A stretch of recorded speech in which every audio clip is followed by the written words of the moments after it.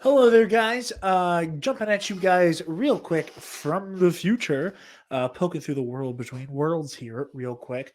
Just want to do the ad for Sunday's Bloody Mary real quick because we jumped right into the conversation. We were super excited to get the ball rolling with Alden, and I'm not quite used to doing this ad stuff yet.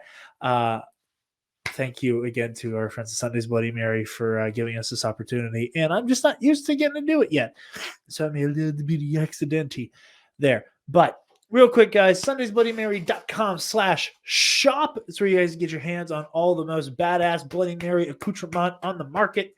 Can't recommend it enough. I have another jar of the spicy mix on the way right now. You guys can get all manner of pickled garnishes, okra, dilly beans, and asparagus. Shirt, gift cards for Bloody Mary fans in your life who you think would enjoy the stuff. Shot glasses, rim salt, the monthly subscription service, so you get 2 jars a month, and the 2022 Members Club. I'm just going to read directly from the website on that one. Do you love our mix? Have you been with us since day one? Do you want to get an inside look at our operation? Yes? Then join the Members Club. With your 2022 membership, you will get 1 member's beer glass with your member number and the Sundays logo. There will only be 10 made. There are only 10 slots. Jump on in on this. By the time this is out, this may not even be an option anymore. So be sure you get in on it soon from the other stuff we've done about it this week. You get free shipping on all your orders this year. And you get an email from our friends Colin and Annie letting you guys know what's going on at Team Sunday. And seeing as it's still on the website, it looks like there's still some slots open. So I'd get in on that while you guys can.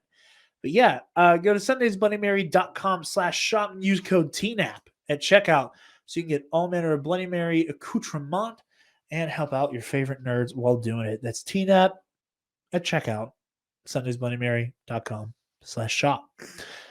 So without further ado, Knights of the Nerd Republic starts.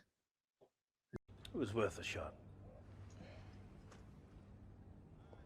Hit it, Max.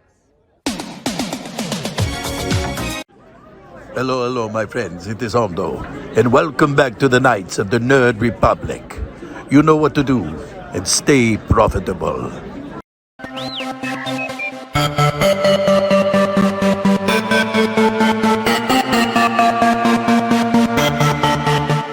The Nerd Academy podcast is released weekly at 12 p.m. Eastern Standard Time, available on our website at www.thenerdacademypodcast.com and wherever you listen to podcasts. You can find the Nerd Academy podcast on Facebook, Twitter, Instagram, and YouTube. You can also help support the show by going to patreon.com/The Nerd Academy podcast, where every donation allows us to bring you more exciting content every week.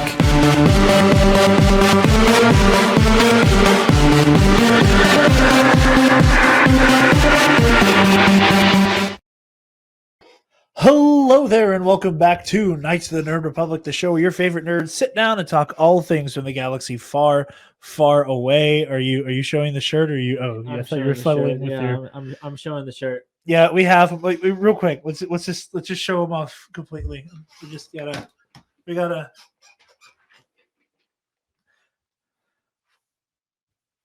Yeah, that's right. Yeah, Big guns. We gotta. Big guns. We put our money where our mouths were, and you guys will have we'll have a very bombad ad read at the end of the show. Oh yes, courtesy of our good friends Jerry and Scotty. they wrote it especially for us. Well, lords of trivia that they are. Guys. Yeah, so we're gonna be talking the most 2 recent episodes of Book of Boba Fett. We weren't able to record last week. I had an emergency come up, and Spencer had the blue shadow virus. We're stricken with the Rona. But he's back in action. Yeah. I'm back in here, and we're not alone this week. We are joined by one of my favorite people in the Star Wars content creating space. I think he is one of the most well-spoken people in this space, and I am very excited to finally have the one and only Alden Diaz on the show. What is up? What's going on, my friends? How are you? Great. Yeah, good. Yeah, Good very. to be back. Good to have you back. We're very bomb Yeah, we're bad. feeling very bomb bad. You really are. like- I'm amazed at their ability to permeate the space no matter where they are. They don't even need to be on. They're not on for what, another hour, and they're That's still true. Yeah. they're already getting free press. No, I appreciate the intro. Very kind. Excited to be here with you both. Excited to get to know more about Jarod, but like anything really about you, Spencer. We've never interacted much, unless it was like you're in that Jarod space where you thought I hated you because I don't know. Yeah, when we were talking in the group chat, I have it's Alden, me, Jerry, Scotty, Trey, and Bill. And I said to Alden, it was like what you need to understand is and I don't have a good bar for when I stop assuming this. I was like, I just assume 90% of people just vehemently dislike me. And Alden was like, why the fuck would I think that? I was like, well, that's very sweet of you. Thank you. But, I mean, it's a fair assumption sometimes with the way that the social media space is. It is chaotic, but I like to think that if you have to gauge like how you're pissing people off and like what they're getting mad about, and if they get mad about certain things, then you're doing it right. You want to divide. You want to be the last Jedi of people and divide people and sift people out. This is why I like him. This is You just say he has a way with words. Yeah. We haven't even gotten started. If you're watching this, however long you think the episode's going to be, buckle up. All my answers are long. I got nowhere to be. I work from home. I don't care how late we stay up. See? All right. Alden gets it. Alden gets it. Jump right in. Alden gets it. So before we jump into our news and Boba Fett, Spencer, over your time with the Blue Shadow virus, you have finally dipped your toe into and taken your first steps into the High Republic. It's true. I did finally. It was after I kind of improvised my way through the skier matchup that we had a couple months ago. I was gonna pull up exactly what I said to you, but I think I remember. Basically, I read Light of the Jedi. It took me, I think, 2 days because I was reading it kind of on and off. But I really liked the disaster response part of the novel. Yeah. Like the very beginning part, I thought was really cool, really good. As it kind of spread out from there and they got into the Nihil a little bit and Marchion Row, it was like they lost me just a little bit. Like I was still engaged. I was still picking up on some of the nuance. I picked up, like you were saying, it was interesting to see them building the universe of the Jedi without the Sith happening at all. Like what kind of crises do the Jedi respond to in a world where there are no Sith? And of course, like we're dealing with smuggling. And to me, honestly, the Nihil for most of the book were just like, oh, these guys are just like the Ravagers of Star Wars. They're just like, the gang of pirates that we see more so, I would say, from Guardians 2, where you find out there's more than one Ravager faction, but they all kind of like work together and stuff. And it was kind of familiar, but kind of new. It was like pirate gangs in space. Oh, okay. Okay. That's cool. I like pirate anarchists. I think Light of the Jedi did not do itself any favors in its treatment of how hyperspace works.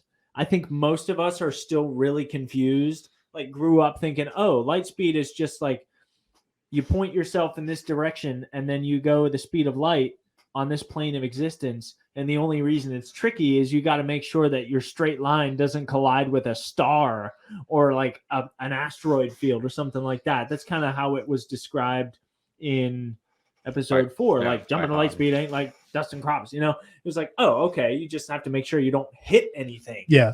Which is why something like the Holdo maneuver makes sense, because it's like, oh, you're just going the speed of light straight forward. Right. And I guess you just trust that whoever has control of the ship is going to be responsible. It's like more dangerous than drunk driving and just everybody can do it. and does it frequently. It's like I heard somebody say one time, the most dangerous thing any of us can do, we do on a daily basis, and that's just get in your car. And I feel like that's what the world of Lightspeed has to be like. It's just like, hey, anybody can go anywhere. We can do anything. We can go anywhere. Right. But I'm interested to learn more about it. I just think it's getting a little tricky. It's getting a little hairy. Yeah. I really hope it was cool to see some Santecas, because unless I'm mistaken, before this, the only treatment of the Santecas we got was Lor Santeca in episode 7. And it was just kind of like, okay, so I guess this guy is like an old grizzly rebel who like knew Luke Skywalker and stuff like that. It occurred to me after they introduced him and be like, that is a really good explanation for why he has a map to Luke Skywalker. Like why he knows regions of space that are uncharted to most people is because he comes from a lineage of hyperspace travelers. They like finding routes. They're pioneers. They're pioneers. They're like the Vasco da Gamas of space. They're the Christopher Columbus's and less controversial figures of space. It's like that's his family. That's his lineage. It's like of all these people. Mix that with somebody who very truly believes in the legend of Luke Skywalker. Exactly. Yeah. And he's like great asset to the Resistance while he was still breathing. I got the map for you. It took me a long time to chart this out, but based on what we know, based on where I think this is it. Like this is the map, and I'm the only one that's got it because I come from a family of hyperspace explorers. Yeah, I'm just so illiterate today.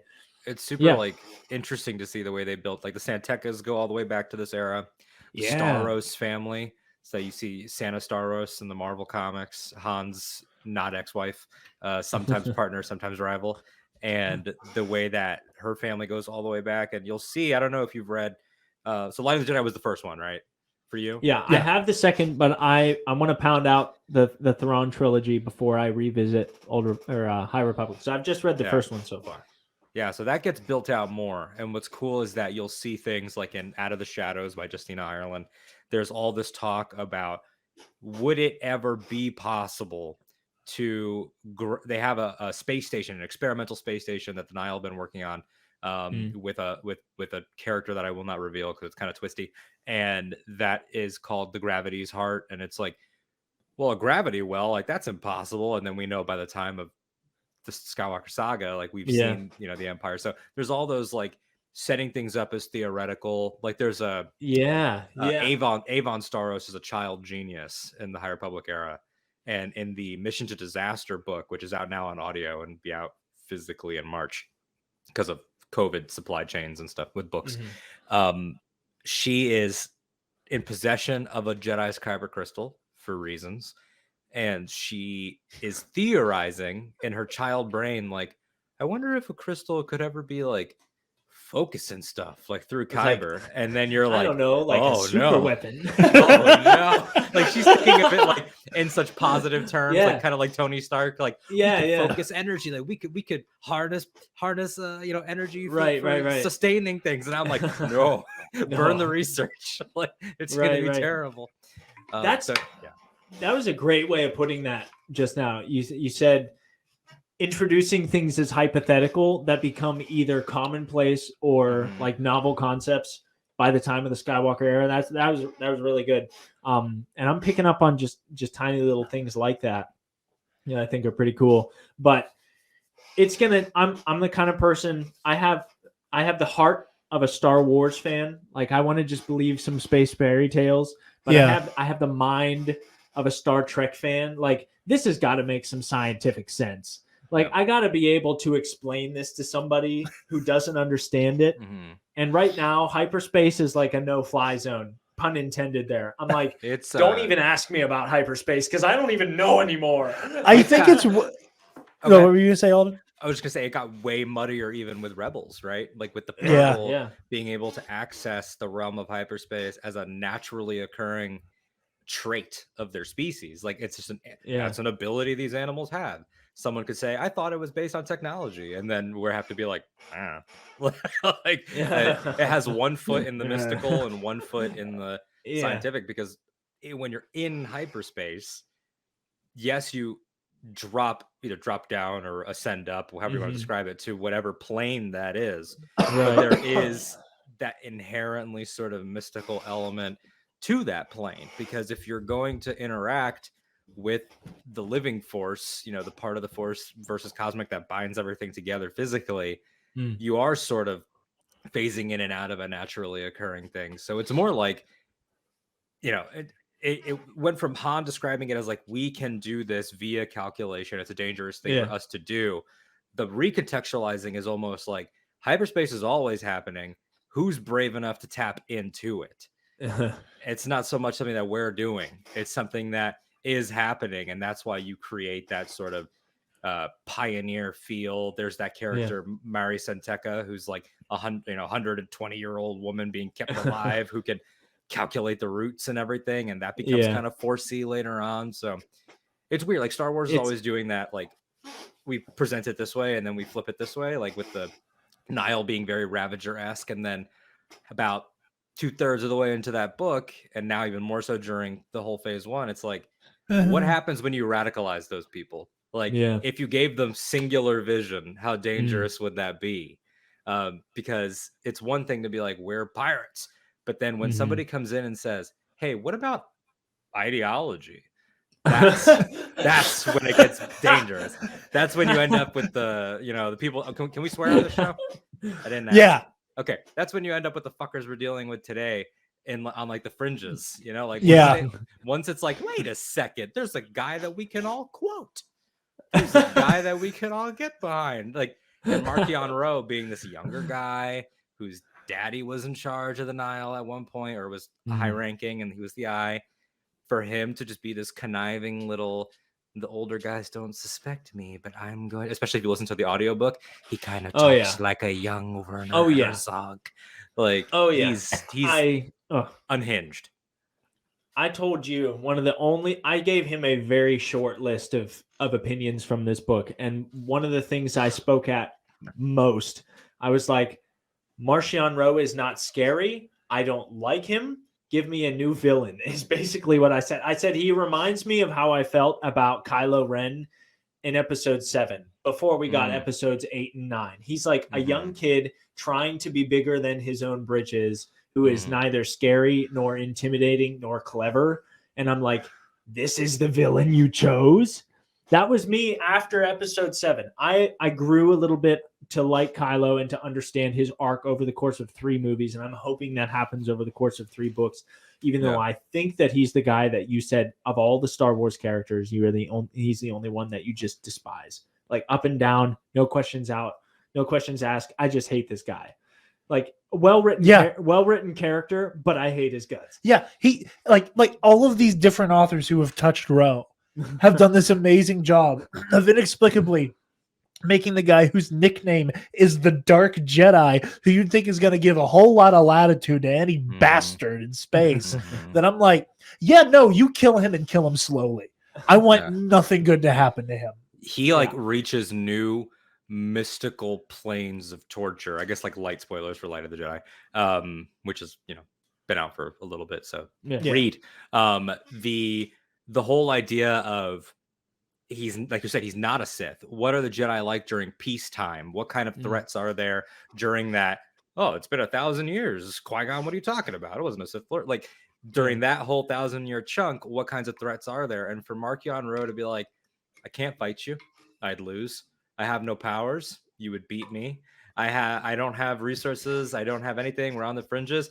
But what I do have is knowledge of your brand of heroism. And so when he breaks down Loden Greatstorm, he doesn't break him down by actually doing it. He's like, I'm just going to surround you with tragedy and pain and torture in your immediate vicinity that you can't do anything about. It's just terrorism. It's mental terrorism. And it's something that we had, because he's like, most Darksiders would do some manipulation, but eventually sabers are going to clash. Marchion knows he cannot do that. And so he becomes this Moriarty type villain, which, like, factors into why I think Andrew Scott should play him. I do a lot of fan casting in my head, but like the BBC Sherlock Moriarty, for people that have watched that, is Markion Rowe.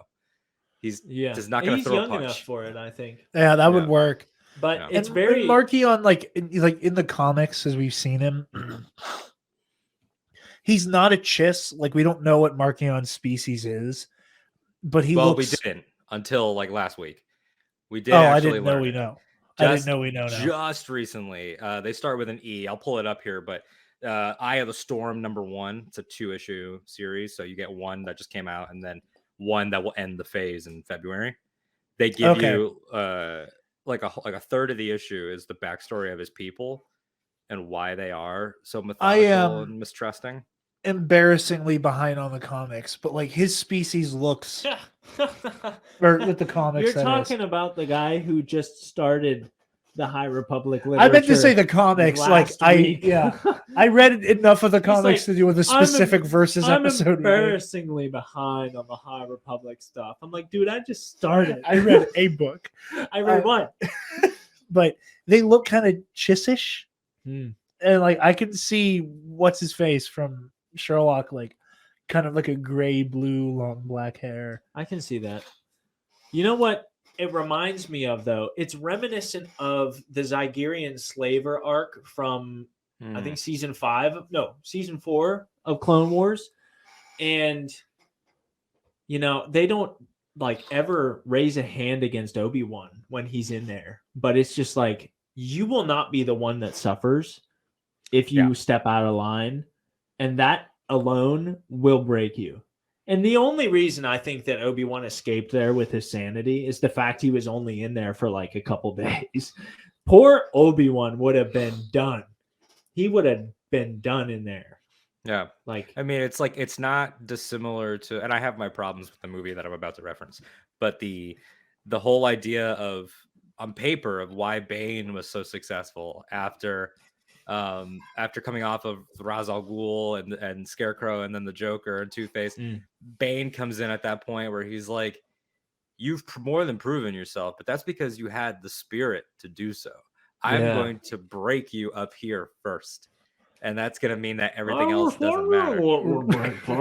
It's spirit. Oh, you want it. And that's a good point. That is a good point every time. Yeah, and so for Loden Greatstorm to be broken down to that level, it's tragic. And then again, like Jared's saying, every author that has had Markion in any of his appearances, he's just decidedly more and more of a scumbag, to where there is no, at least based on the origin they've given us so far, he is probably, I'm not saying he's a similar character to Palpatine, but I think that him and Palpatine are in an exclusive 2-man club of people that don't have a flicker of light inside them. You know, even Maul, by the end, it was like Obi-Wan could close his eyes and give him some peace. Like, Dooku, we know, was a Jedi Master. Obviously, the Skywalkers, so they're Ventress. There's always at least that. It maybe if they had gone left instead of right, things could have been different. Yeah. But Palpatine and Markion Rowe are both Satan. Like, there is nothing. There's they nothing belong there. To the exclusive 2-man Satan worshipers. Yeah, well, club. like it takes me back to reference another third entry in a superhero movie that's also contentious. Oh boy, it's like that corny ass line Topher Grace has in Spider-Man 3. I like being bad. It makes me happy. Like, he just says it. Like, Markion, like, that's a terrible line. It's a terrible line, but like, that's who Palpatine and Rowe are. Like, I was on board. Like, I was like, Markion Rowe is such a great character by the end of Light of the Jedi. I got to the Rising Storm. I was just angry. And it was a verbiage I've used on Twitter 1,000 times. I said it when we did our Wave 2 review with Alex and Molly Damon. The beauty of the High Republic era is seeing the Jedi as I think we all would like the Jedi to be. Yeah. Yeah. You know, this Arthurian legend, they are superheroes. Like, they give you, and I'm going to keep like using like the litany of things I've said 1,000 times over and over again. No. That like, there is a hope you get from the Jedi, and specifically that moment when Avar Kriss like radios into the Legacy run. That's like, you only get that shit from Superman. Yeah. Like that, there is a level of help is on the way. Take a deep breath. We got this. That you only get from fucking Superman. Yeah. And to pit them against this bastard, where like there was a part of me, like I was saying to Alex and Molly, months ago, and we'll say again now, I have this moment where I'm like, can I just have one Anakin Skywalker, one Pong Krell, one Mace Windu, one like person who doesn't get it the way these guys get it, who would like be okay with some, oh yeah, you gotta die, die. Yeah. I just give me one unhinged lunatic like Anakin who can kill Ro. Those tests, are so pivotal to this era. You said Alex and Molly Damon. It made me think of talking to them. I can't remember if it was on air or like in a book club or something. When you live on a microphone, everything blends together. So if you're watching this and you're like, I want to start a podcast, save yourself. No, I'm kidding. You should do one. They're fun. But we were talking about, again, to invoke the Nolan Batman trilogy, the Joker's whole point in The Dark Knight is, I took Gotham's White Knight and I brought him down to our level. Like that's what Marchion Ro is doing to the entire Jedi Order, because it starts off very slow. There's some isolated disasters. Then the council's having conversations with Chancellor Lina So, and it's like, I love that Yariel Poof moment, in Light of the Jedi, where Yariel Poof's like, yeah, peace and justice, both things we strive for, sometimes they don't coalesce. I've been around the block. He's telling the other council members, like, if we're going to be guardians of peace and guardians of the light, sometimes that means drawing the sword, and that might feel contradictory to what you think we're about, and it is. And that's part of what they have to deal with. And Marchion is able to push them slowly. No spoilers for the High Republic Marvel comic that came out this week, but the Avar that we're seeing now, that she's been burdened by being the Marshal of Starlight, now that she's been doing that for a year and a half since Light of the Jedi, she's a changed woman. She has like gone to places where it's like legitimately sad. You're like, where's the woman that could hear the songs of the entire order and that was binding us? And now she's like, I'm gonna wipe out some Nihil. And it really moves the entire order to a place where you believe that 230 years from now they're gonna drop the ball as hard as they do, because all of the individualism and all of the hope and everything is beaten out of them slowly but surely. You get so many characters like Elzar struggling with his vows. He's doing the do with Samara Rayun. He's like, tomorrow is a big party, let's knock boots beforehand. I know I'm a Jedi, doesn't matter. Des Ryden is a great Jedi Knight in Into the Dark. By the end of that book, he's like, I got to take the bearish vow. I don't know what I'm doing with my life anymore. He leaves. Everybody is being tested. And that's why it's so sad when you get the kids, the kids like Vern, or the kids like Daniel Jose Older's crew with Zine and Lula. Like, it's like, you have no idea. Like, you're being brought up in this, and you have these aspirational adults around you. But it's like when you find out that mom and dad have been cheating on each other, it's like, wow, like the adults are broken and nothing is good. That's depressing. It is. But like, on to Lego Star Wars. Well, to say real quick before we do move on to Lego Star Wars, that is the beauty of the High Republic, though, is that like, you look at Star Wars Twitter, everybody can't stop making jokes about like, these stories are legitimately hard to get through, because these first couple stories, like Light of the Jedi and the first run of the comics and everybody in between who's touched these characters, does such a good job making you care about and love these people, especially the Jedi.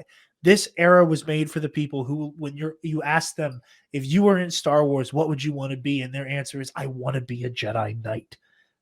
These stories are so very much for them. And like, go at that, like, here is the idealized version of the Jedi that you love. Watch them be put through the ringer, but watch them also do everything to maintain what makes them heroes. Mm-hmm. It ties in beautifully. It makes me think of, I mean, as it should. I mean, that's sort of like when they pitched this way before it was named the High Republic, and it was just Project Luminous. It was Project Luminous, the names of the authors, and then for over 1,000 generations, the Jedi Knights, and it had the quote, and then but they added ... until, and that's when it was like, we're going to be playing with this idea. We can safely assume, and it to me, it enriches the Skywalker Saga to imagine that Qui-Gon Jinn and Obi-Wan, like, they grew up on these tales of these people. I mean, first of all, Qui-Gon Jinn, wherever he slept in the Jedi Temple, he slept in Elzar's old bunk. That bunk is for people that fuck.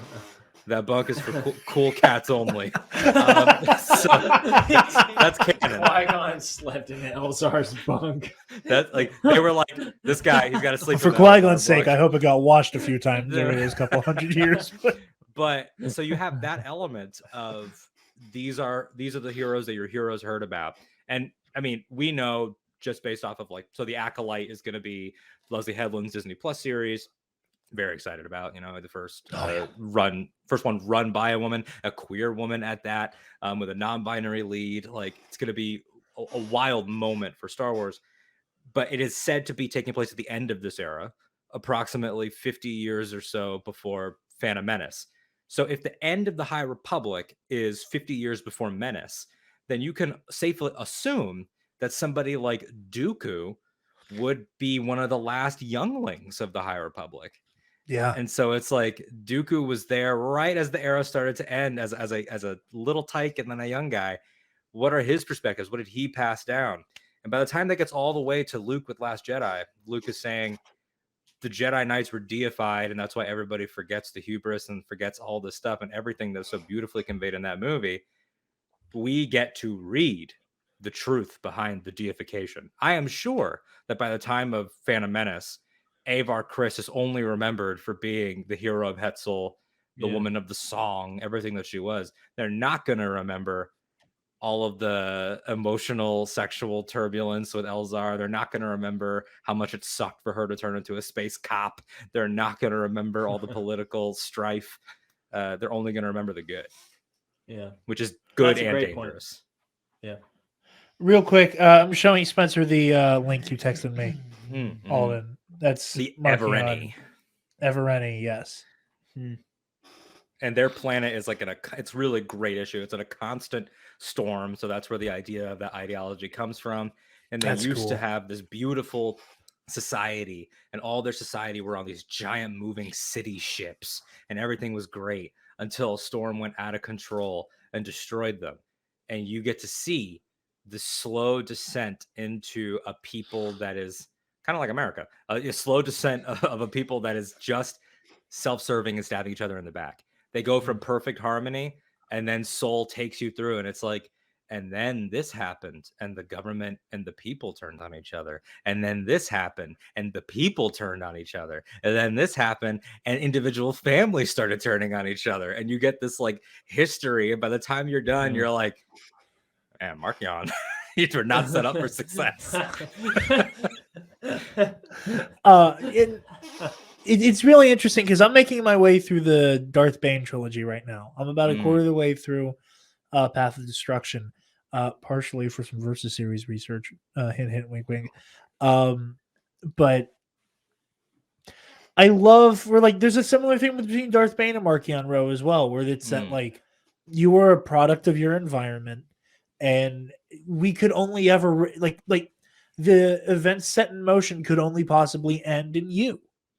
Where you have the cosmic lottery of the Force decides this guy born into destitution to an abusive father who blames him for the death of his mother, who has to work off his now dead father's debt to this mining company, ends up being able to use the Force. And then he becomes this charismatic militant, and he becomes all of these things. It's like, oh yeah, that's how we arrive at, very charismatic fascist dictators. And same thing with Marchion Ro, coming from like almost the other side of that spectrum of that, Bane is an individual who's like, I want to take all of the systems of power and make them mine. And Marchion Ro is very much, I want to eliminate all of the pillars of power so that I can redirect them to me. And it's so fascinating. And I can't wait for you to get further into this story. I can't wait for them to come out with a paperback of The Fallen Star because I refuse to own 2 paperbacks and 1 hardback from the same trilogy on principle. Is heartbreaking. It's really I will read it. I will read it, but I'm really hoping they make a paperback because it's just annoying to me for reasons I can't really explain.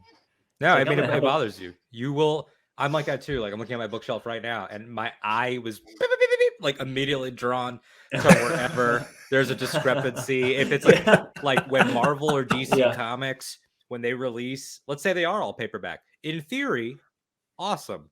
But then sometimes the position of the numbering changes on the spine, so it looks like this when you're looking at like 1, 2, 3, 4, 5. Oh, it drives me crazy. Oh, it's the worst. Exactly. That's where I'm at. I almost bought a copy of both. I bought Light of the Jedi a month or 2 ago and be like, eventually I'll read this. And then I read through it and I was like, you know what? I'm going to get the other 2. Let's see where this goes. I didn't realize that it was one continuous thing. I was thinking it would be like a series of short stories rather than a continuous narrative. And so I finished the first one, immediately wanted to buy the next 2. But I was just like, where's the paperback? Where's the paperback? I even looked at Walmart. I was like, Walmart is the land of paperbacks. I'm gonna go to Walmart, see if they've got any. No, you gotta check the airport, man. The airport is the heart of the paperback industry. But yeah, I'm looking forward to finishing out the High Republic adult length novels.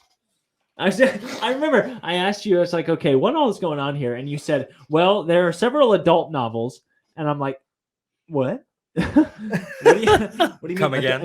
And he was like, adult length novels. I was like, okay, thank you. Well, there's the High Republic erotica. It's like I can. I mean, I'm sensing some things. They do be fucking, so like it's not entirely wrong. But like I'm definitely sensing. Oh yeah, like Avar and yeah. Well, Avar, Elzar, and Stellan were absolutely a throuple when they were young.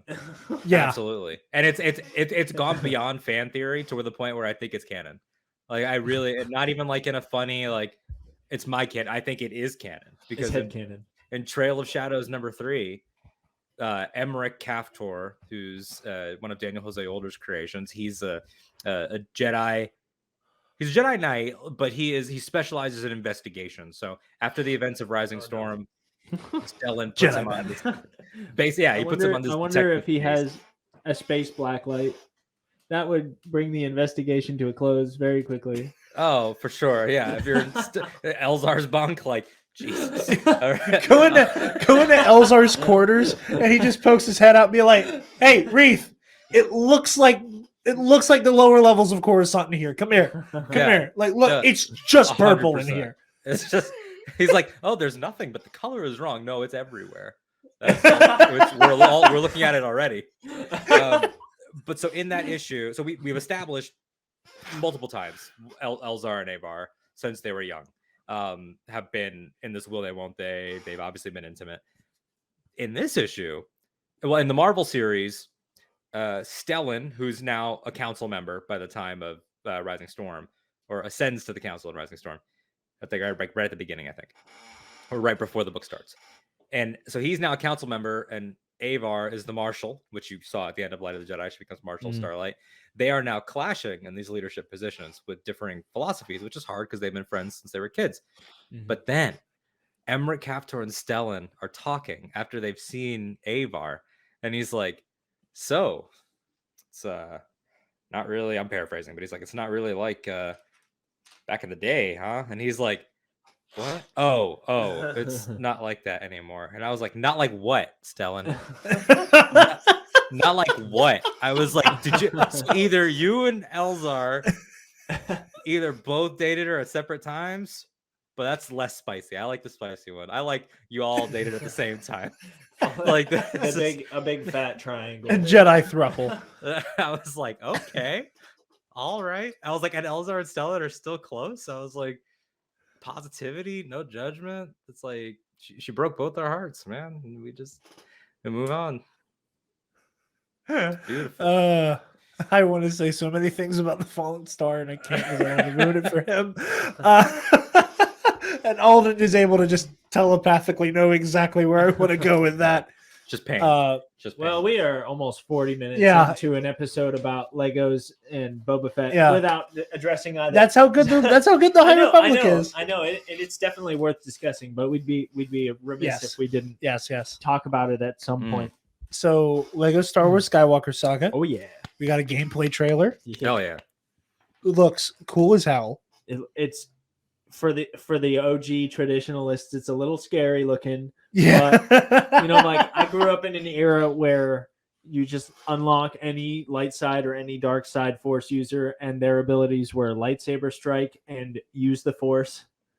And that was it. I grew up on the DS where like you can wiggle the orb on the lower screen. Yeah. Oh my goodness. I mean, it's so true. Like when they were like, oh, and why don't you go off the path and explore this planet? I was like, oh, so the hub world is not just Mos Eisley Cantina. Like this is crazy. Like it's not just Chalmers. So you don't just time warp from the cantina to every episode, and every all 6 levels from all 6 episodes just from this one cantina. We knew that it was going to be expansive, of course.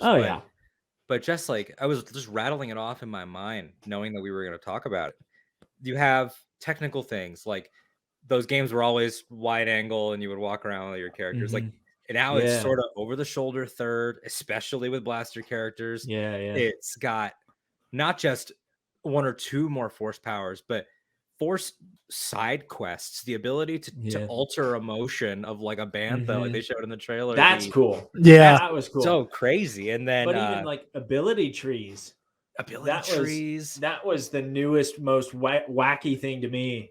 And alternate paths based on if you want to play stealth, if you want to play more of a run and gun style. If you are a blaster, like they showed that thing with Han, like. If you're a blaster hero, there are cinematic moments where you can like aim perfectly and knock something out. And like, it is like, I don't know. Like I joked like, I mean, what was, there's a side quest to settle who shot first in the game. Like that alone is like, it's the perfect meta Lego-ness with this newness. And I was just like really blown away by the trailer. Yeah, the tone of this game is very familiar, and the gameplay is a little foreign. I think playing the Force Awakens Lego game prepared me better for like the transition from OG Lego to now, where you did have that kind of open world concept. You did have the more, like the crouch behind the barrier and aim. Like physically aim your blaster fire kind of mechanic. Yeah. So more of the very the elaborated class specific ability types, your scoundrels and your scavengers and your imperial like there was that to the extent of you go up to a console and if you meet the requisite, the door opens. Yeah. That's like old Lego. This is like you are an ability class that you can do like 6 different things with and solve different problems in different ways. And definitely in terms of like the puzzle solving aspect of Lego, The Force Awakens was a way harder game than any of the originals because you had much more involved ability classes. You had to really think outside the box for that game, more so than the older Star Wars, where it's like, you want 10 mini kits? Just destroy everything. That's all you need to do. Just destroy everything. Blow shit up, check around the occasional corner. Exactly. It's like, that's it. This looks like a much more involved game. I am really hyped for the number of playable characters that we can get. I'm like, what'd you say? Like 20 plus DLC packs right now. Now that's not to say that there's going to be like individual DLCs and then bundles. But like I saw a report that was saying like they're looking at like the placeholder right now in certain, I think the Xbox store looks like there's going to be like over 20. Yeah, I think that the packs that have been like an open secret for like a year because of the delays, there's going to be that Mandalorian pack. I think there's one that's called Troopers, which I think is a catch-all of Troopers and like that batch and things like that. Yeah, There's a maybe Mando some, like- season 1, season 2, Troopers, and a few other ones to Yeah, sort of Bad flesh out Batch, that TV Rogue side One. of things. Yeah, well, I Rogue One. know the deluxe pack is Mandalorian, Bad Batch, Rogue One. Yeah, That's it. yeah. That's what it initially comes with. Like it's like those 3 packs. I think there's something else, and you There's get like a 6. physical minifig of like I think Luke that with like a blue Rebels mustache. Rebels is gonna have a pack. I'm pretty sure. Probably. Yeah. Like a Clone Wars or animated catch-all. But yeah, I mean, in terms of what they showed, there's things that are like obviously exciting, you know, because Last Jedi and Rise have never been adapted in this way. Yeah. So Yeah. that's 2 completely Mhm. fresh ones. And then there's also the flip of that, which is I've played Lego New Hope 8 different times. It feels like, what can you add? What can you change? And things like, if you're a protocol droid, you could break yourself in half and slip through the little thing. Like that type of stuff is really fun and inventive. The poor producers of this game were like, these protocol droids can do nothing. Like they can't throw punches. I mean, they can access consoles. They can I bet my hat that there's a translation mechanic in this game. That's a good prediction. There has got to be some kind of a translation mechanic in this game. But aside from like the OG consoles to let you in places and the translation mechanic, what can you do with the protocol droid? Like now it looks like they can pull levers. Apparently now you know it's that like, there's absolutely going to be like some like gaming community for this, where it's going to be like, hey man, I'm doing a protocol only run coming up on my Twitch, man. I'm gonna play, because now that you can play it stealth mode, like maybe that's possible. Like I'm gonna do a run just as Babu Frick, bro. Babu Frick in 2 hours or less. A speed run, no less. Yeah. Speed run, gonk run. Like where your greatest challenge is this, that he moves at like 0.5 miles an hour. But I would love to have been a fly on the wall in that developers meeting, that planning meeting, where it's like, here's an idea. This is a killer idea. You're going to give me a raise for this. Protocol droids that can cut themselves in half and use small people hatches. Yeah. It's and everybody's like, hysterical. What? Where was that in any movie? Where is that? I mean, this is the wonderful world of Lego, you know, the where new people item don't die. system too. Oh yeah. Like your Ray on Ahch-To. It's like, I'm on Ahch-To. There's like raft materials and stuff from the caretakers. Like, what if I could launch a net thing and start climbing? Like, it's so just bananas. And like the variety of quests, they're like, maybe you'll have to clean up this area, maybe you'll have to go beat up some criminals in a bar. Like, I want to get lost in this.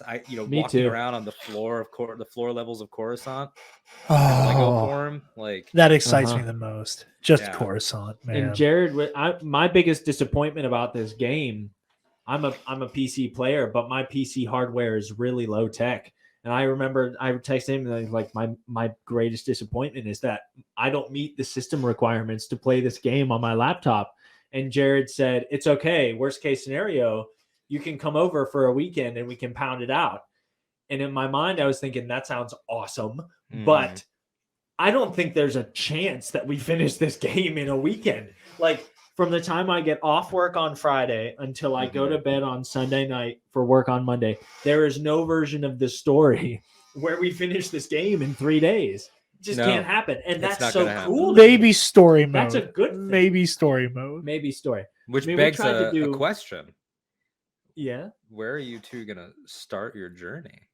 With what trilogy? Because that was chronological. I'm a big fan of chronological. We got to do chronological. I was thinking chronological at first, and then I thought, am I going to be able to do the first 6 films that I've played a bunch of times in the first game, the second game, complete saga, mobile? Yeah. Like, I feel like I'm going to lose my patience and be like, I want to play Last Jedi. Like, so I think I might go backwards. I got you. I get that. That was something for me too. Like, the stuff we've never seen before could be a jump, but I'm always a big fan of saving the best, saving the most exciting thing for last. Give it a nice crescendo, but also from the mechanics and the gameplay that we've been seeing, this I have a feeling that a lot of the levels themselves will be similar. like in episode 2, there will inevitably be a Geonosian droid factory level. There will inevitably be a gunship, a Republic gunship level. Oh, good God, I hope not. I hope so. With the flight mechanics that we've been seeing, that could be really You play cool, that one by your fucking self. Dude, that is the most frustrating. A pod racing level.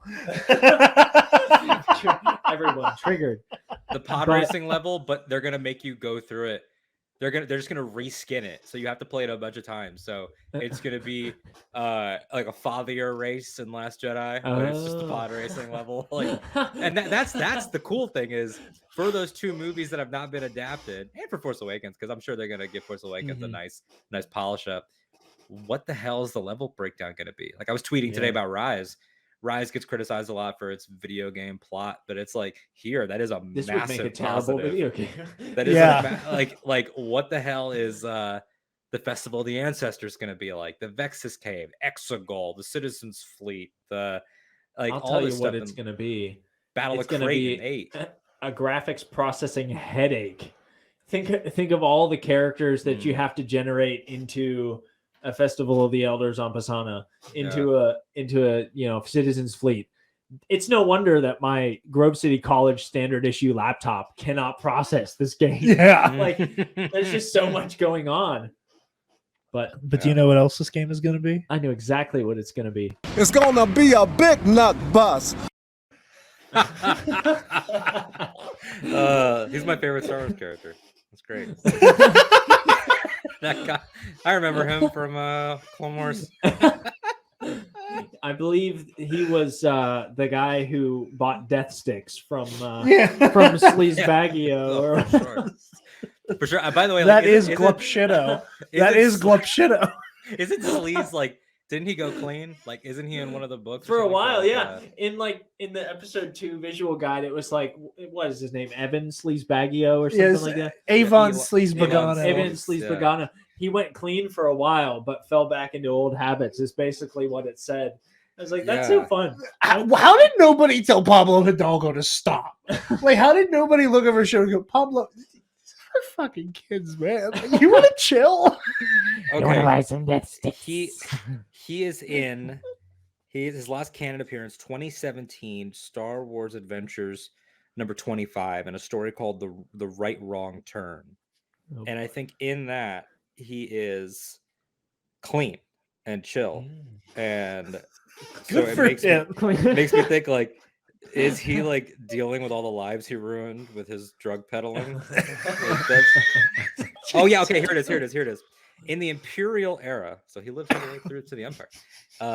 Sleaze Bagano has a child of his own, and Leia is on Coruscant and passes by him in that issue, and you could see him there with his own kid and everything. So wow, that kid's getting a stern "don't do drugs." I wonder, I wonder if Mr. Sleaze Bagano has his own like recovery unit. I wonder if he's a counselor. That would be the best redemption arc in all of Star Wars.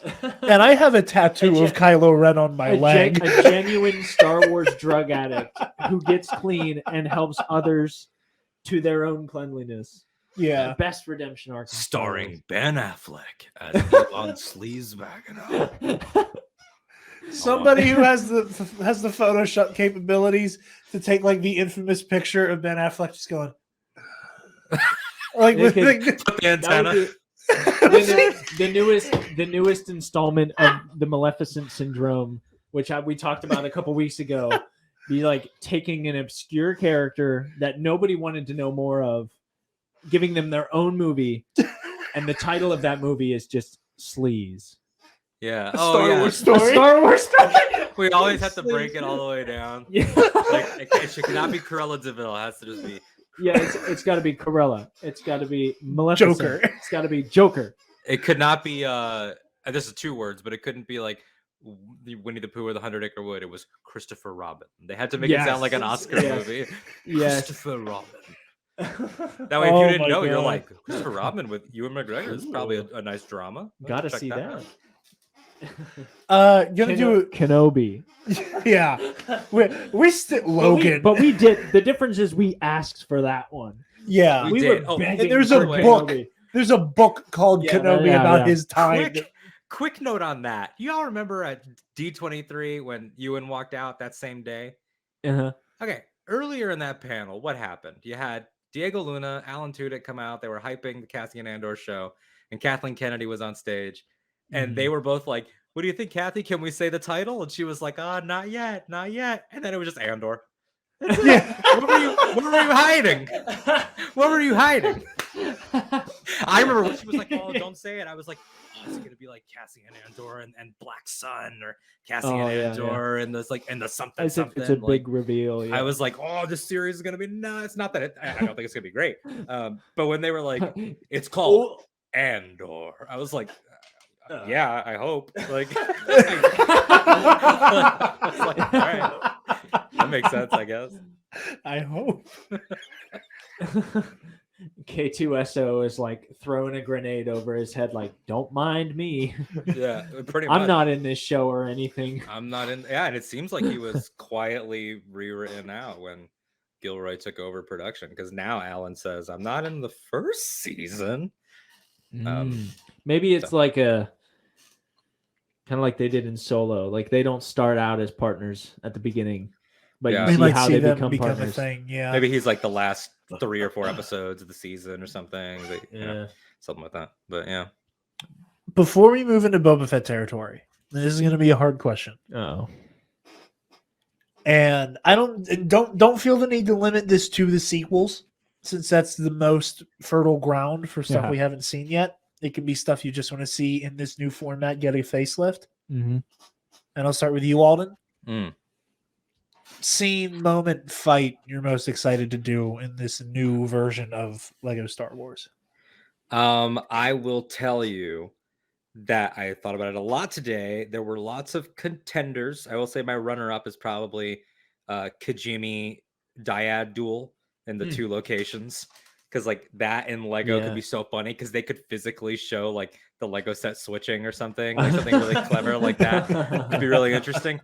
But the one that I am so hopeful that I get to play, and that they don't just have me as Rey in the sky. I want to be Force Projection Crate Luke, because I want to walk out and get blasted by the ATM-6 and then shrug my shoulder and do all that. Like I want to walk out through the Lego flames and hear the the spark and everything. So that's what I want, is Luke on crate walking out there taunting Kylo. That'd be a fun mini game. Don't let Kylo hit you, because he can't know that you're a Force projection. That's funny. It'd be like Dance Dance Revolution. You'd have to hit the certain button at the certain time. You got to dodge. Do that really great slow motion Matrix dodge that Luke does. Yeah. It could very easily be done. And you could have each movie, each episode rather, you put it that way, end in like the cool way that Revenge of the Sith originally ends in Lego, where you get to have all right, now I got to whoop your ass. Yeah. Like, we've done all these levels together. Now I got to beat your ass. Where you can feasibly end each episode that way and be like, okay, now you guys just get to pick who gets to be who in the big final fight. Ooh. Yeah. So you could very easily have like the final stage of Phantom Menace be Obi-Wan v. Maul. And pardon my congestion, I'm about to step outside and make some very gross noises. But you can end clones with Dooku and Yoda, obviously, and Sith with Obi-Wan and Anakin. Obviously you could do Obi-Wan versus Vader in A New Hope. Luke versus Vader both times, and then like have the team up to take out Palpatine. Rey and Kylo, Kylo and Luke. I would love to see play the dyad duel. Yeah, that's interesting, because with the whole oh, go ahead. No, go ahead. I was just gonna say, on that note of ending 9, it gives them the opportunity to really make Exegol into not just 3 levels, but maybe even 4 levels, because it would be Exegol in the sky, Exegol on the Star Destroyer as Finn and Janna, and then in the Sith Temple, that could be divvied up into what Rey is doing, and then you could make Ben coming from the top all the way down to help her down the chains, running and gunning. Maybe they give Ben Solo a blaster and then Ben Solo a saber as 2 different play styles. You could really stretch that until, and then make a little bit more of a fight before Ben gets yeeted. The way to expand that out is there's so much potential there, and it's Lego's a thing that no one's gonna get mad at. I mean, some people will, but still, inevitably.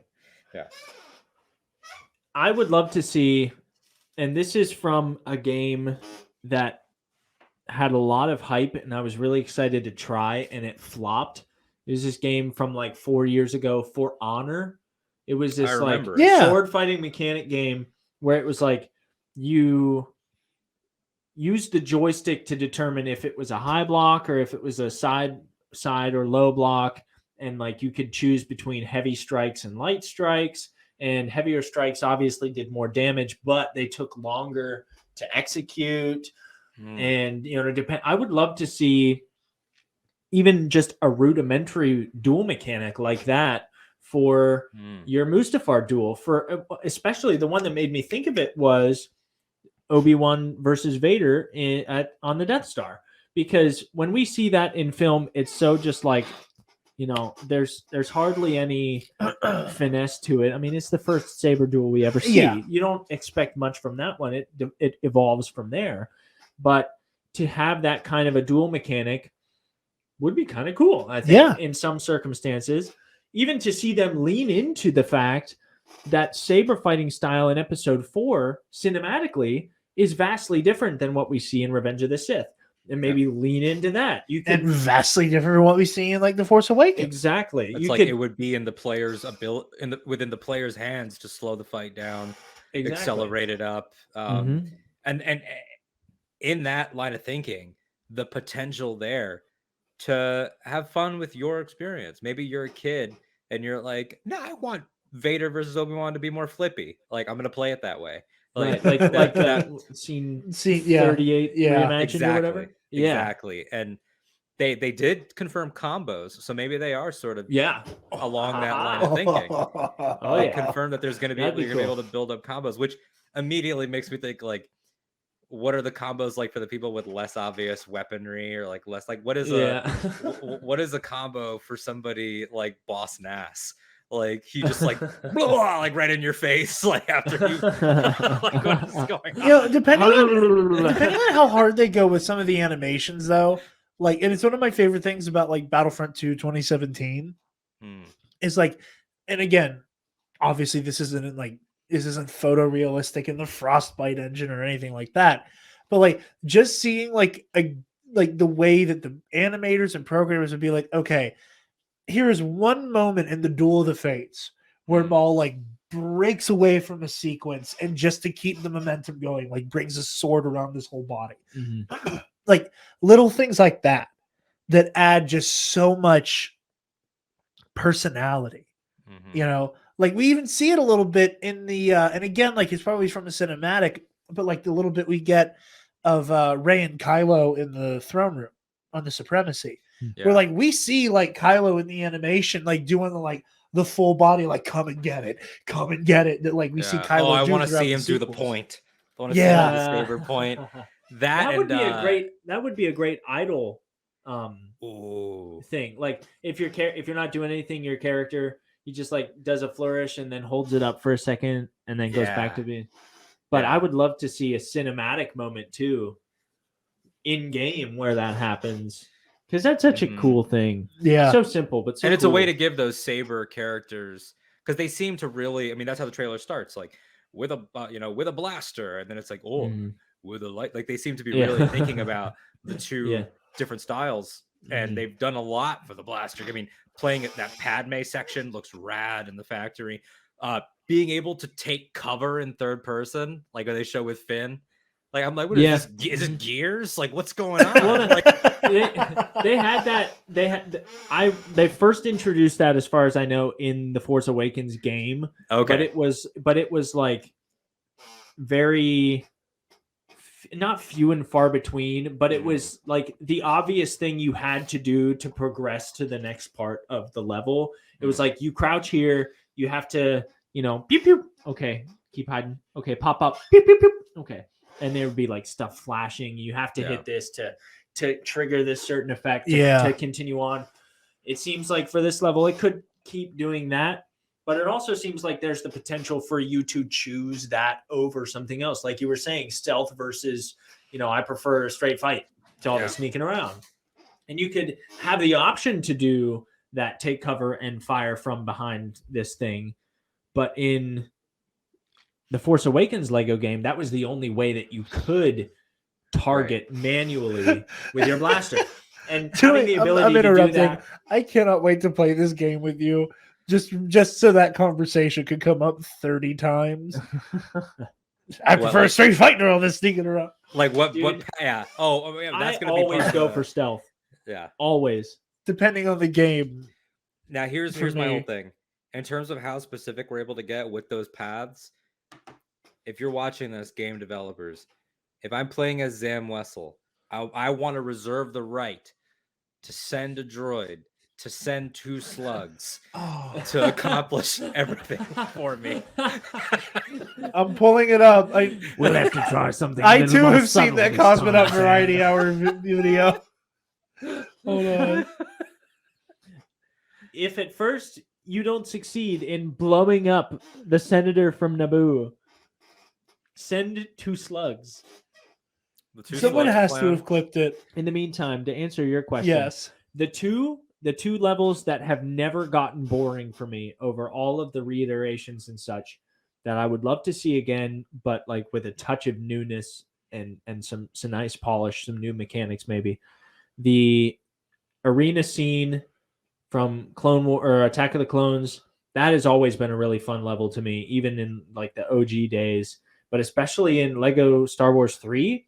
That was like the training level, like the prologue, so to speak, that you kind of learned how things worked while you played a level. That one was really cool. But the other one that I always really liked was the Forest Moon of Endor. Also was a prologue training level for the Force Awakens game. And that got some updated mechanics, and getting to see what old levels, old ideas can become with some new touches, some new handling is really cool. And I loved both of those levels. To see the entire franchise get a reboot like that is going to be really awesome. But the one thing that I hope we get the most is I want to see an updated Utapau sequence. I think we can all agree that in the complete saga, the duel with Grievous was really bad. It was really disappointing. Yeah, it was not remotely relevant to the plot of the movie. It was like, hey, this is the platform where his starship is. Now we're gonna have you like jump up into some crevices on the cliffside and get him. It was a bad level. It was good for the time, but it just was not relevant to the plot of the movie, to the scenery. It just didn't make sense. I would love to see that level start with the engagement. Hello there. Obviously, let's get part 1 of the fight there. Interlude, you become like an airborne 212th trooper, and you take part in the siege of Utapau City. Like, take part in that siege. You can capture some droids. You can do that. Part 3, come on now, the Grievous's wheel bike, and Boga. Thank you. Boga, and the Boga chase. That'd be cool. And then Scene you 4. flip back to Cody. And you can flip back to Cody. Yeah. Scene 4, you could get on the platform, the last duel, make it happen, and then scene 5 could be a cinematic, or even better, scene 5, you go back to Cody. Yeah. You go back to Cody. Obi-Wan comes in. There's a brief line of dialogue, and then you get back to the fighting, and then like in real time, execute Order 66, and then you have to shoot Obi-Wan down off the cliff. That'd be cool. But even before that, cool. with the new over-the-shoulder third person. Yes. You'll be able to shoot at his guts. What if he's Yeah, at you personally get to gun down You Grievous. have to have the aim to hit him in the guts. Like that would be so fun. And gone are the days when the trick shots are managed only by cinematics. Yeah. You have to make the shot yourself. You have to ignite the gut sack. Oh, that would be That'd so be great. satisfying. And then This then game has every so person in the world is much going to be like, potential. so uncivilized. Like, Uncivilized. by the way, Sucker. shout out to Nikki Kumar, friend of many on Star Wars Twitter, Imperial Senate Podcast, who just sent me the list of the packs that we know are coming from an official piece of artwork. 7 character packs. Mando Season 1, Mando Season 2, The Bad Batch, Troopers, so those are separate. Rogue One, classic characters, and then Solo: A Star Wars Story. So that's what Cool. it is. So I'm assuming classic is going to be kind of like it was from the Force Awakens game, where it was like throughout the levels you collected. I think they were like carbonites, like they were Han Solos in carbonite, and then you took them back to the main base. You thawed them out, and it was a classic character like classic Stormtrooper. Like I remember Lexi showing me Those this. kind of I things. remember Alexa showing me that because she was playing through it, and she was like, "Oh, this is so cool!" Because like it's like all these characters who aren't sequel characters in the new art style, and right. she was like, "I'm pretty sure I'm about to find Count Dooku. If you would like to watch this," I was like, Yeah. show me Count Dooku." Here's what I hope. I hope that characters like a 501st Clone Trooper, characters like a 212, characters like Commander Bly. These kind of characters are just in-game characters, and the troopers would be Wolf or a 212 Airborne, like still really cool, still really noticeable, but off the beaten path, like not classic integral characters to the plot. Sure. Like I would want Gree to be a regular unlock Yeah. trooper. Oh, because you watch him get killed by Yoda. Exactly. I would want like the orange pauldron sand trooper sergeant to be a regular unlock character. Yeah. I would want like a dark trooper. If you were in the or an narrative ARC of the trooper. films Yeah. directly, you should, because I think it's 300 in game. So Yeah. it's like that they should That's a cover. lot. I agree. They should cover your Cody's and stuff. But Trooper Pack is the perfect place to put Rex, Wolf, Gregor. It's the perfect place to put. I don't know. Maybe they want to Like an ARC trooper or pick an ARC Purge trooper, troopers. Pick Purge trooper. Yeah. Purge troopers. Even I can't even say phase 1. Like the transition troopers that we saw in Bad Batch that are working with Scorch. You mean the best stormtrooper armor? Yeah. It is pretty rad. They're great.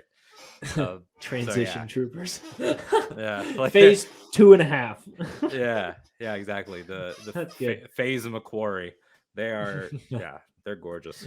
Yeah, there'd be another cool pack, like a Macquarie pack, where you get like the some super concept flat, art, like the super flat Vader with a blue lightsaber, and like Yeah, all yeah. white Boba Fett. You could get Chewbacca, but he looks like Zebarelius. He looks like Zeb, yeah. Or do the woman Luke Skywalker and the green skin Han Solo.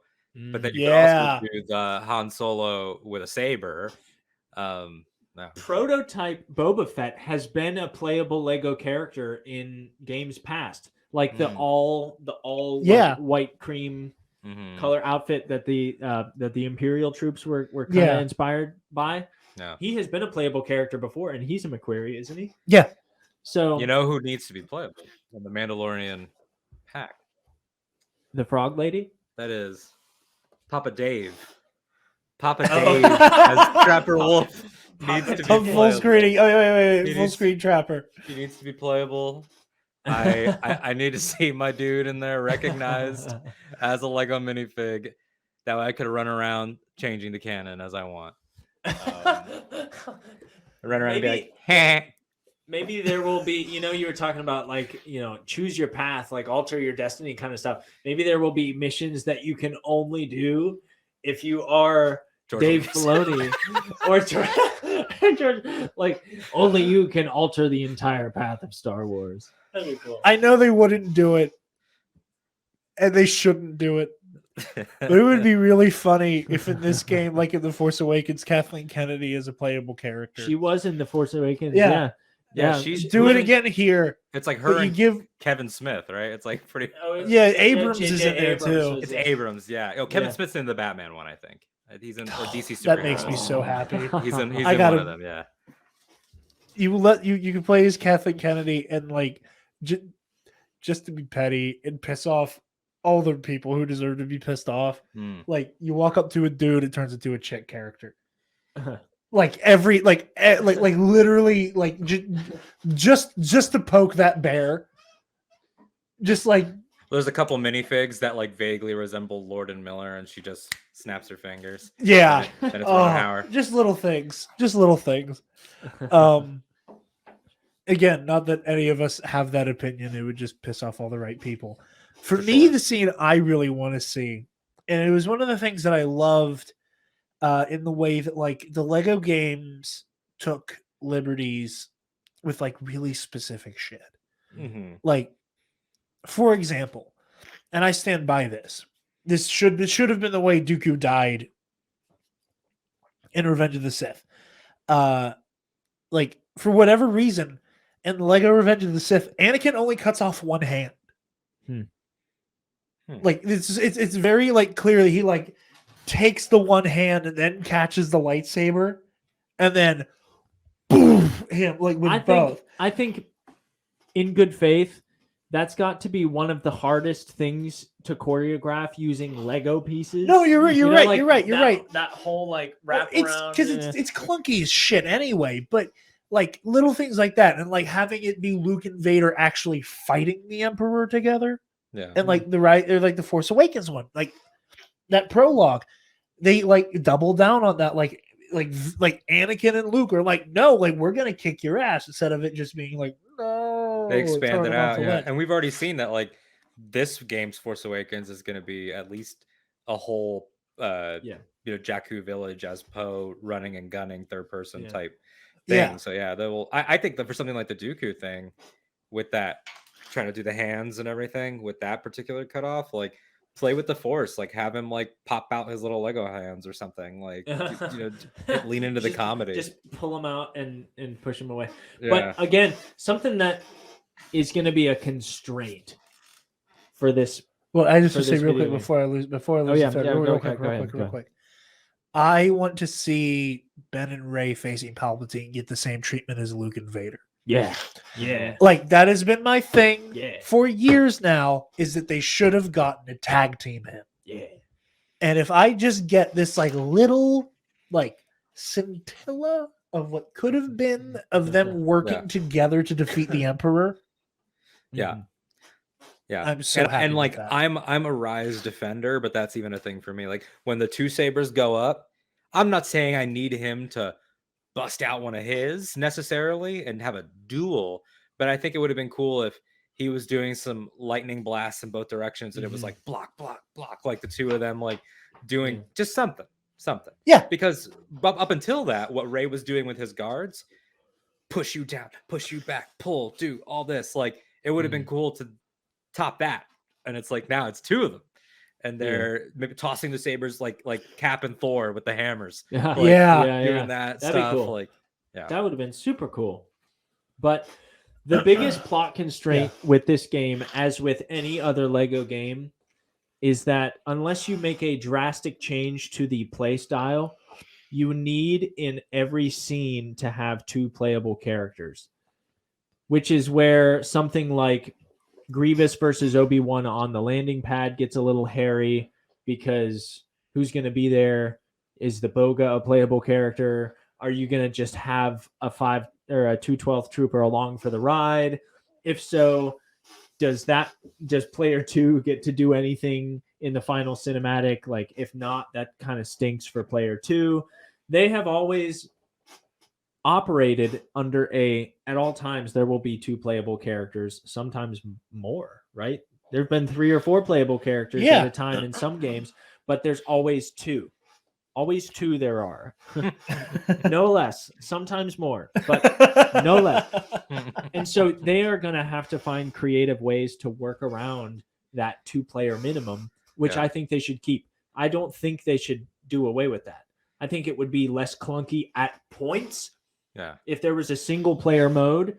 But I like the fact that Lego has devoted themselves to the goal of this is going to be a community game. This is going to be a game you play with friends.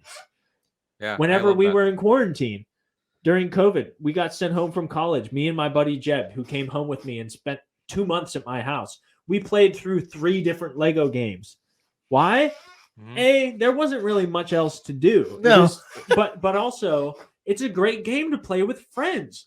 I hope they stay devoted to that idea, but it's going to take some fine-tuning in some of the plot points. It's a creative challenge. Exactly. It's a creative challenge that they are absolutely capable of overcoming. I'm excited to see what they do, but it might be clunky at points. And we have to go into this game with some amount of grace. This is a massive undertaking, and I think it's going to be harder to mess up than it will be to get right.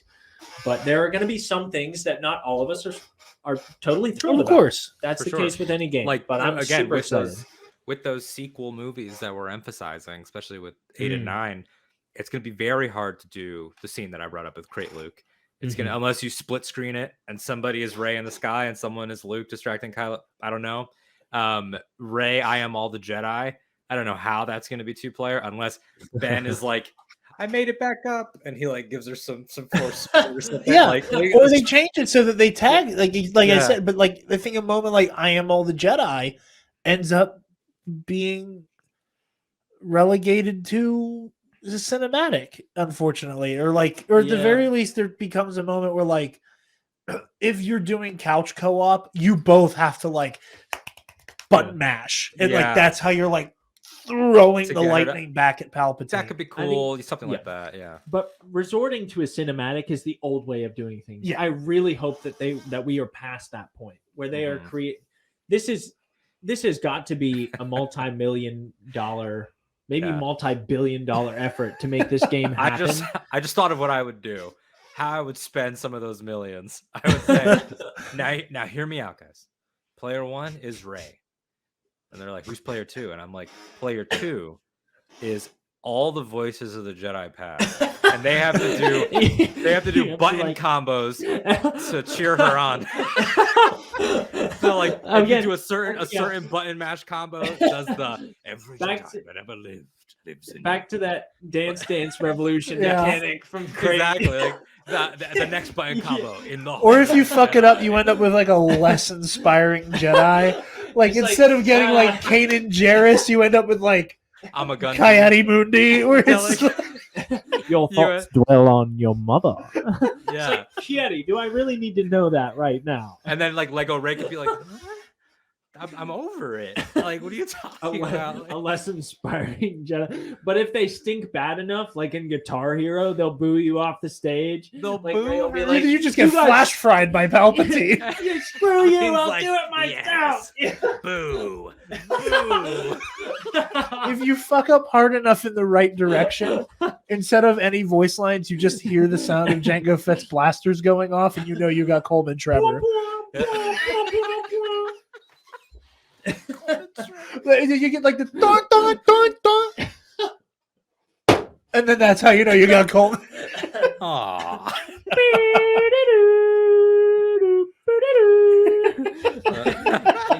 That's like the OG failure music from every Lego Star Wars game. Oh, it's so good. That was a good riff. All right, bringing it home here to the final section of our episode. This has been a damn good show so far. I'm having lots of fun. Has been. Alden, as our guest, and after hearing you just so brilliantly and eloquently talk about Chapter 2 on Bombadcast, the floor is yours on the last 2 episodes of the Book of Boba Fett. Okay. Please. Speak freely. He's so saucy. I love Tam. I love him so much. His performance in the show. I've said it before. This is for all episodes, not just the last 2, but this is not a knock on anyone's performance in Mandalorian. But I'm just saying, if Mandalorian is the standard of what can be Emmy nominated, because Giancarlo Esposito got like a supporting nomination. I think Taika as IG-11 got a voiceover nomination. Great performances. I think that Tem should be an Emmy winner. Oh, yeah. Like if that, because he is so this. I mean, the crying when the Tuskens are slaughtered in chapter 3 is like terrifyingly sad.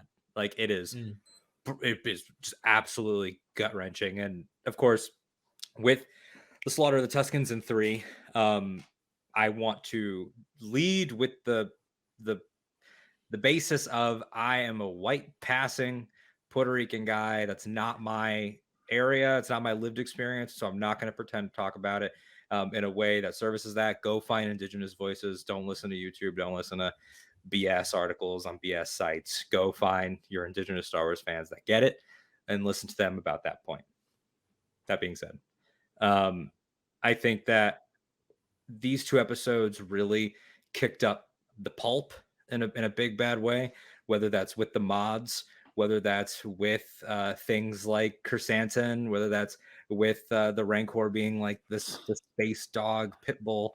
I think that they've really taken the flavor of a lot of animated Star Wars and have injected it into the original trilogy aesthetic. So that's a good point. It looks like Return of the Jedi, and it should. Jabba's palace, all that. But what is happening is so Rebels, Clone Wars, Resistance. The mods feel like they should have been on the Colossus platform in Resistance. The whole sequence that we just had of Fennec and Boba breaking into this palace and having to fight the kitchen droids and having to break out the ship and everything, like all of that feels so comic booky and animated. And my discussion on it for Ahch-To Radio isn't out yet, but we had Kelly Knox on from StarWars.com to join us to break it down, and she made so many great points about how comic booky it is, and to get the visual confirmation that we're in Mando season 1 now, because those are the lights from chapter 5. Like that type of stuff speaks to the connectivity and doesn't hold your hand to tell you 5 years have gone by. It's a realization where you're like, oh, I saw different points in the 5 years, because so far it had seemed like maybe he'd been with the Tuskens for a month or 2.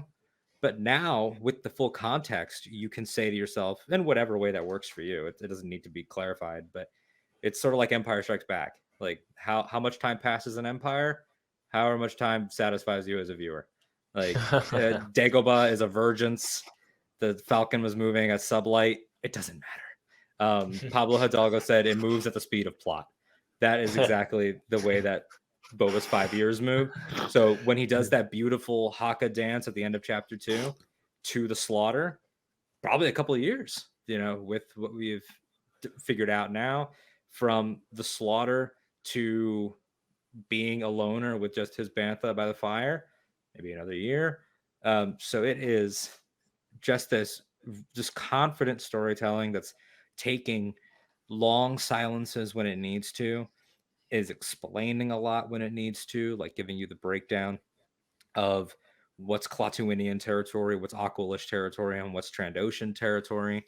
I love the Godfather energy mixed with I keep calling Boba Fett, he's not a crime lord, he's the Lord of Misfit Toys. Every single person in his crew, is somebody that just needed a second chance.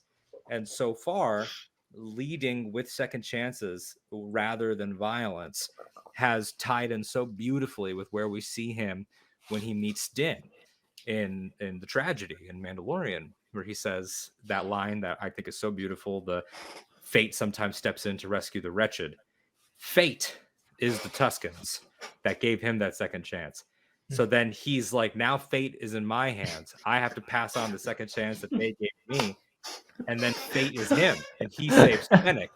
Then the 2 of them save these 2 Gamorreans. Then the 2 of them save the mods from being stepped on by capitalists, being stepped on by a society that doesn't understand them. Fate even extends its way to Chrysanthemum, who's out of a job just trying to enjoy some mozzarella sticks. Just brutalizing this random Trandoshan. like some mott steaks. Yeah, like Chrysanthemum's over there, like trying to get a drink special. Lost my job. Like it's crazy.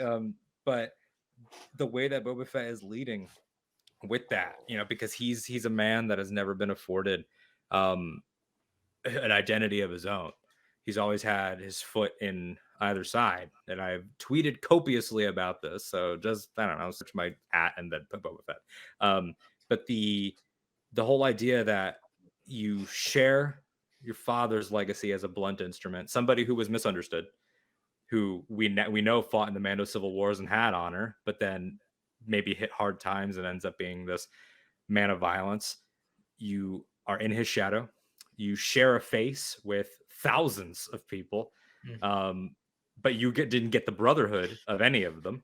Yeah. You share an aesthetic with an entire warrior culture, but you didn't get the legitimacy of any of them. Bo-Katan looks down on you. Almec looks down on you. People we love and hate look down on him. And so to see that all come to a head to the point where he's like, yeah, my job as Palace is everybody that was tossed aside, and I'm gonna lead with respect. I'm gonna give jobs.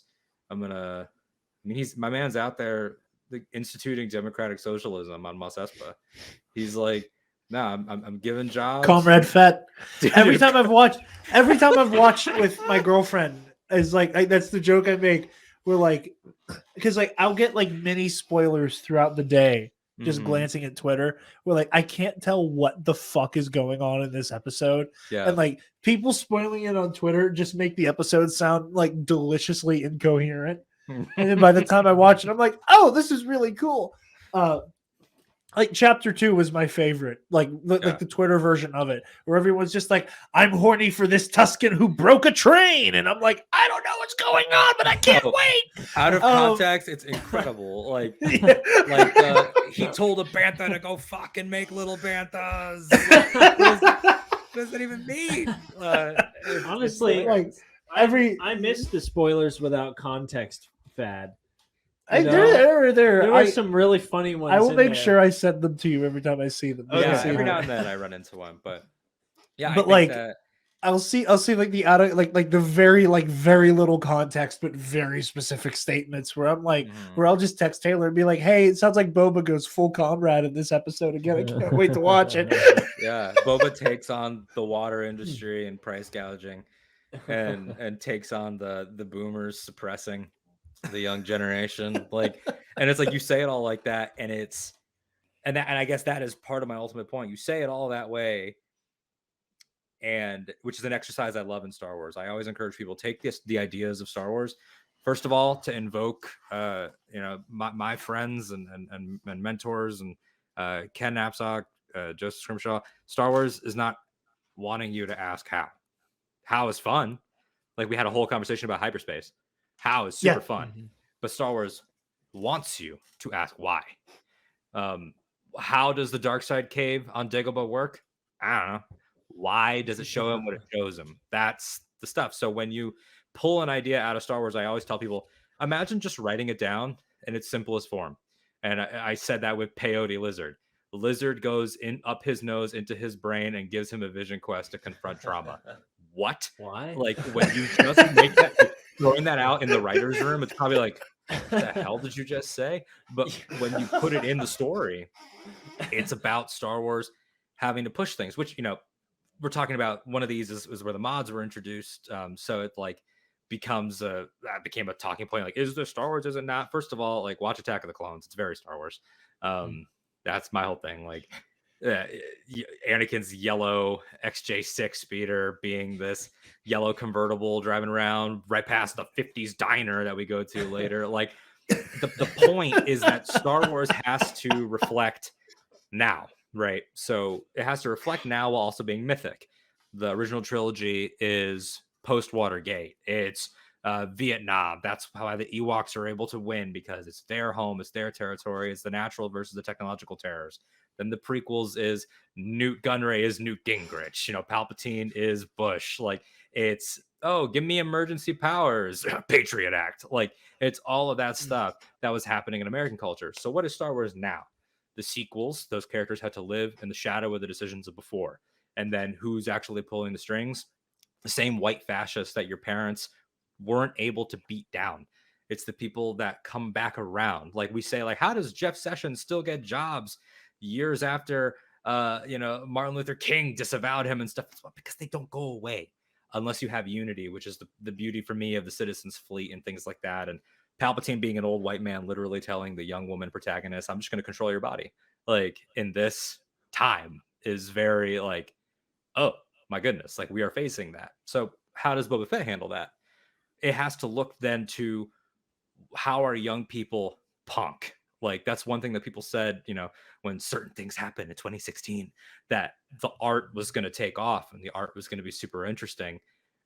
So it needs to have a foot in that, but it needs to have a foot in throwback. And so you end up with these guys, Favreau, Filoni, Rodriguez, all late 40s, early 50s age guys that are like, oh, well, mod culture makes a lot of sense because people say, oh, it doesn't fit for Tatooine, but that's the point. Punk is not a unified aesthetic. Punk is whatever the aesthetic isn't. So if Tatooine is browns and beiges and blacks and grimy and sand, then punk would be clean, flashy, sexy. They would not be punk on Coruscant. Someone on Coruscant trying to be punk should look like someone on Tatooine. It's just about whatever the establishment is, because that's a world. So they're tapping into mod culture of decades ago, because Star Wars has to go back. Like Mandalorian goes back to Westerns. It goes back to Seven Samurai, Kurosawa, all that stuff. But to tell stories of now, Mandalorian is about taking a youth that has been stepped on and trying to get him through systems that aren't really, working for him, trying to reconnect him with his people, which it's not my experience, but, reuniting children with their families that have been separated through tyrannical government takeovers and stuff like that is very on the nose for right now. So then Boba Fett confronting those things with these young people. And then in this episode, adding in that Godfather element to tie it all up of we need a defensive alliance against who? The same villains that caused all this stuff 5 years ago with me and the Tuscans. It ties up all those threads together. So I understood why maybe 3 was not received as well as 2, because 2, I think, is 50 perfect minutes of Star Wars. It's a very high bar. But 3 and 4 together play like this short film of a man really saying they're back, which he literally says in Mandalorian, the Empire, they're back. Like when he sees the light cruiser, because it's dawning on him that these problems don't go away. So yes, he blew up all the Nikto riders in the flashback, but the Pikes are still there. It was still the Pikes at the root of it, possibly something more. I think Kira, but we'll see how that goes. And then transitioning that and tying in together all of these. For people who listen to the show and don't watch it, I put up like crossed fingers, and I was like, "Yeah." I keep forgetting for the audio. Oh no, yeah, for the benefit of the audio listener. But yeah, so I think it's just a really, really interesting exploration of power dynamics and where the power should belong. And some people say like, oh, it doesn't make sense for Boba Fett to want to be a crime lord after the Tusken thing. And I'm like, no, I think it makes perfect sense, because this world unchecked destroyed not just the indigenous cultures, it destroyed the people that were the only selfless people, the only saviors that would help somebody lost in the sand. And it's just going to get worse. And so he has to step in and break the power dynamic. And he can only do that by treating people the way that he was ultimately treated. And that means reaching out to the people that would call you old man. Like you have to touch the youth. So that's my long answer about why you should think about things and why I don't subscribe to, like, I do not, this is not disrespect to anyone that does this. I don't do like, this episode was a 7 out of 10. Like, I don't score them. I don't grade them. I don't do any of that stuff, because I think that, I think that we all have to sit with them and really try to meet it in the middle, because it's asking you for things. Like, so many people are dealing with this man through the lens of original trilogy, but the show opened with him seeing the Petronaki Arena on Geonosis. It opened with this trauma of the fact that Boba Fett, it's the oceans of Kamino. It's the Dune Sea of Tatooine, a planet that's former glory we now know was oceans before it dried up. And he's being reborn through this planet, through the mythic, healing properties of water and the traditions and all the Joseph Campbell stuff, coming out of a literal hole and being reborn. But it's also the fact that Boba Fett comes from Kamino, a place where new life was constantly being created. He is the only unaltered thing from a place that was nothing but birth.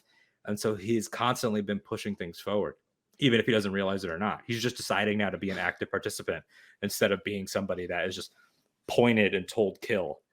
It's taking a hold of your life. And I think it's cool that it's a 40-something, 50-something year old dudes doing this show, because it shows you that growth is not limited to the young. The fact that Tamora Morrison is in his 60s and Ming-Na's in her 50s, and they're leading something in the same franchise that you had young, sexy people like Daisy Ridley, John Boyega, Oscar Isaac. Like, it's so cool to see them get that too.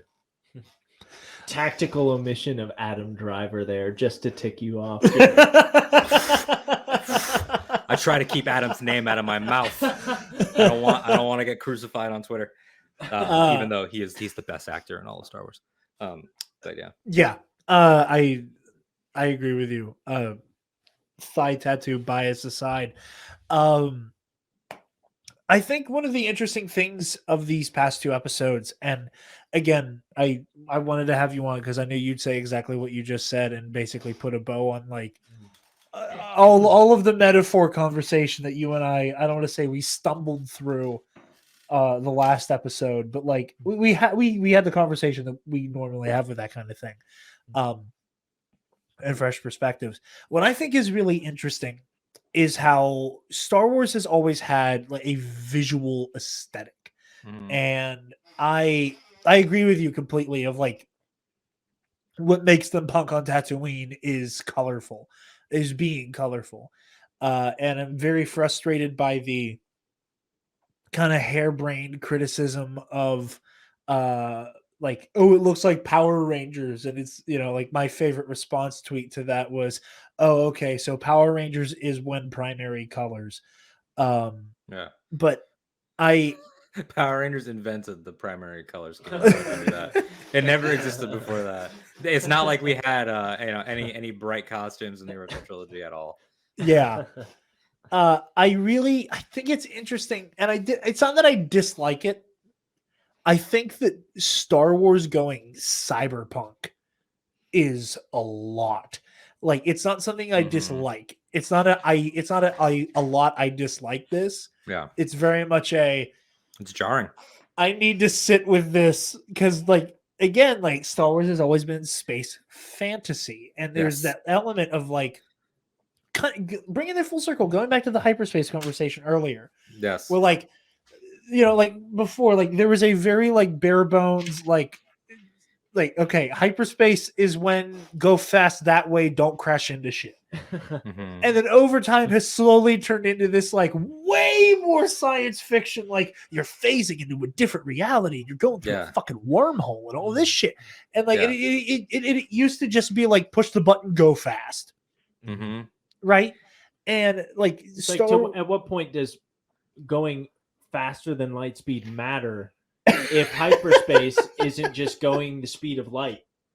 What does 0.5? Yeah, what how impressive is 0.5 past light speed if we're not measuring hyperspace in terms of how fast you're going any longer? And so Star Wars has always had that weird relationship with his own metrics, right? I mean, obviously, haha, parsecs, that whole conversation, but like but what you're touching on there, like I'm right with you. Like I've always said, like Star Wars is space opera / fantasy, and it's those things with sci-fi trappings and conventions. Now, novels and comics have been able to brush up on that more in a comfortable way because there's an inherent weirdness to the comics, like Daniel Jose Older's Last Shot with Faison Gore. That Utapauan scientist that wants to do droid hybrids and has that inhibitor that can control droids. Like, that was rad for that pulpy, weird story that Han and Lando have to go up against him. Bylart Valance in the comics, he's sort of got the Terminator effect with the red eye. they've played with this in and out, but for it to come into live action, like boom, especially with an original trilogy character, makes it like on this setting, like we're not that far out from Jedi, which like if you had this exact gang show up maybe 3 years before the events of The Force Awakens, a part of my brain wouldn't even flinch, I think. Like it's in Resistance, like if Poe Dameron ran into them or something like that. Something like that, where like there's just something that is just so like there's like the Guardians of the Galaxy 2, like I'm gonna do some weird shit, like that's almost like like this wall you hit where it's like Cyberpunk is in Star Wars now. Thundercat can just give you a fucking robot arm and call it a day. So funny. I remember I was watching, I'm like, that's not Thundercat. I'm like, that wasn't Thundercat. Well, it just it reeked of this is a person, because they didn't show his face for the first like 20 seconds of the scene. I was like, who's that back there? I was like, who's that? Is that one of Favreau's friends? Who's that? And I'm sitting there the whole time. I'm like, that couldn't have been Thundercat. And then we get to the credits. It's like the first one, Thundercat. I'm like, why is Thundercat in a Star Wars? Oh my god! I'm convinced that like Robert Rodriguez was like, hey man, I want to jam with you, but I'm making this show. If we can jam together, you could be in it. Like, it's got to be something like that. But yeah, no, I really like these characters. I like the vibe. Again, I love this like the youth, kind of like rejecting and reneging on like the established like balance of power. Like it's all a really cool dynamic, and I'm so excited and terrified by there's Cyberpunk in Star Wars now. Like there's always been the Cyberpunk aesthetic. Like we've talked about it several times. Like Coruscant, like it's all the purples and yellows and that Blade Runner-y sort of Blade Runner-y like high-tech noir shit going on there. Like that's not new. That's not new. However, people who are like, oh yeah, so like I have like a flesh arm, a flesh hand on like a giant metal arm, and I have this like giant Dragon Ball Z scouter and coming out of my face. Chose it.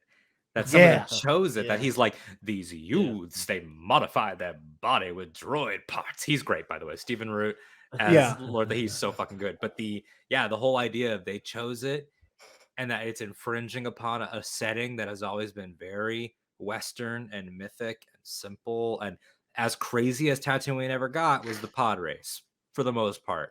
That was the most tech was ever featured. Was like, we do a chariot race that is with hover chariots like that. And that was big for the prequel era. Space Ben-Hur, basically. Exactly. But now it's like, I don't know how people are going to feel about this comparison, but I feel it works. It's like the American government's definition of pornography or adult content, when you see it. Exactly. Like, Star Wars is always, when you see it. And, you look at like, there's some great stuff about that with like Rian Johnson and the director and the Jedi, like doing Canto Bight. Some people were like, Canto Bight feels like a high-end Trek planet. It doesn't feel like and it's like, that might be true for a lot of people, but it's also, if we stayed, let's say the mod gang was there and they had no cyberpunk elements, same actors, same everything, same vehicles, maybe, then you might run into that. Just another gang of smugglers. Like, okay, like you have to push it and hope that. I always think about, this is a completely different franchise, obviously, and a completely different type of setting. But I always think about, Jarod, you and I were texting earlier about Game of Thrones season 8. I am fascinated. I spend large parts of my waking life thinking about the fact that they had Tyrion say the very meta line of "Ask me in 10 years," when Jon Snow says, "Do you think we did the right thing?" That was them saying, "We know we're going to take heat for this. Ask us in 10 years." And we've seen what that has done for the prequels. And I think that all Star Wars at this point needs to do that. I hope Taika's movie is just a Taika movie. I hope it's just dialogue. And I hope a lot of people say that was not Star Wars. That way, 10 years after that, someone could say, no, that's the Star Wars. And I think that some kid watching the Book of Boba Fett right now is going to be like, oh, why don't I have a toy of Drash? Like, I hope that is the kind of thing where when I'm in my 30s and when I'm in my 40s, I can look back and be like, we weren't sure about that. That's the whole, we were having conversations. on the Nerd Academy about it, back in the day. We had a radio show. They called them podcasts. Yeah. So I feel like they're gonna be like, "What did FDR read shit to you by the fire?" So I think that it's you're right that it is sort of like a, oh my god, cyberpunk. But if they, and I'm not saying you're saying this, but I'm saying to the fandom at large, if they weren't giving you those moments of this is weird, then where would we be? What would we be exactly? Talking? I agree with you. I very, very much. Spencer, these past 2 chapters, how you feeling? I can't remember what happened in the second most recent chapter. It's kind of blurring together to me at the moment, but I did notice that the whole like cyberpunk thing. I think you guys articulated what I was saying plus more, so I'm going to glaze over that for now.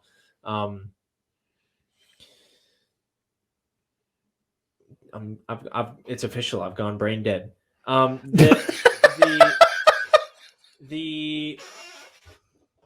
There was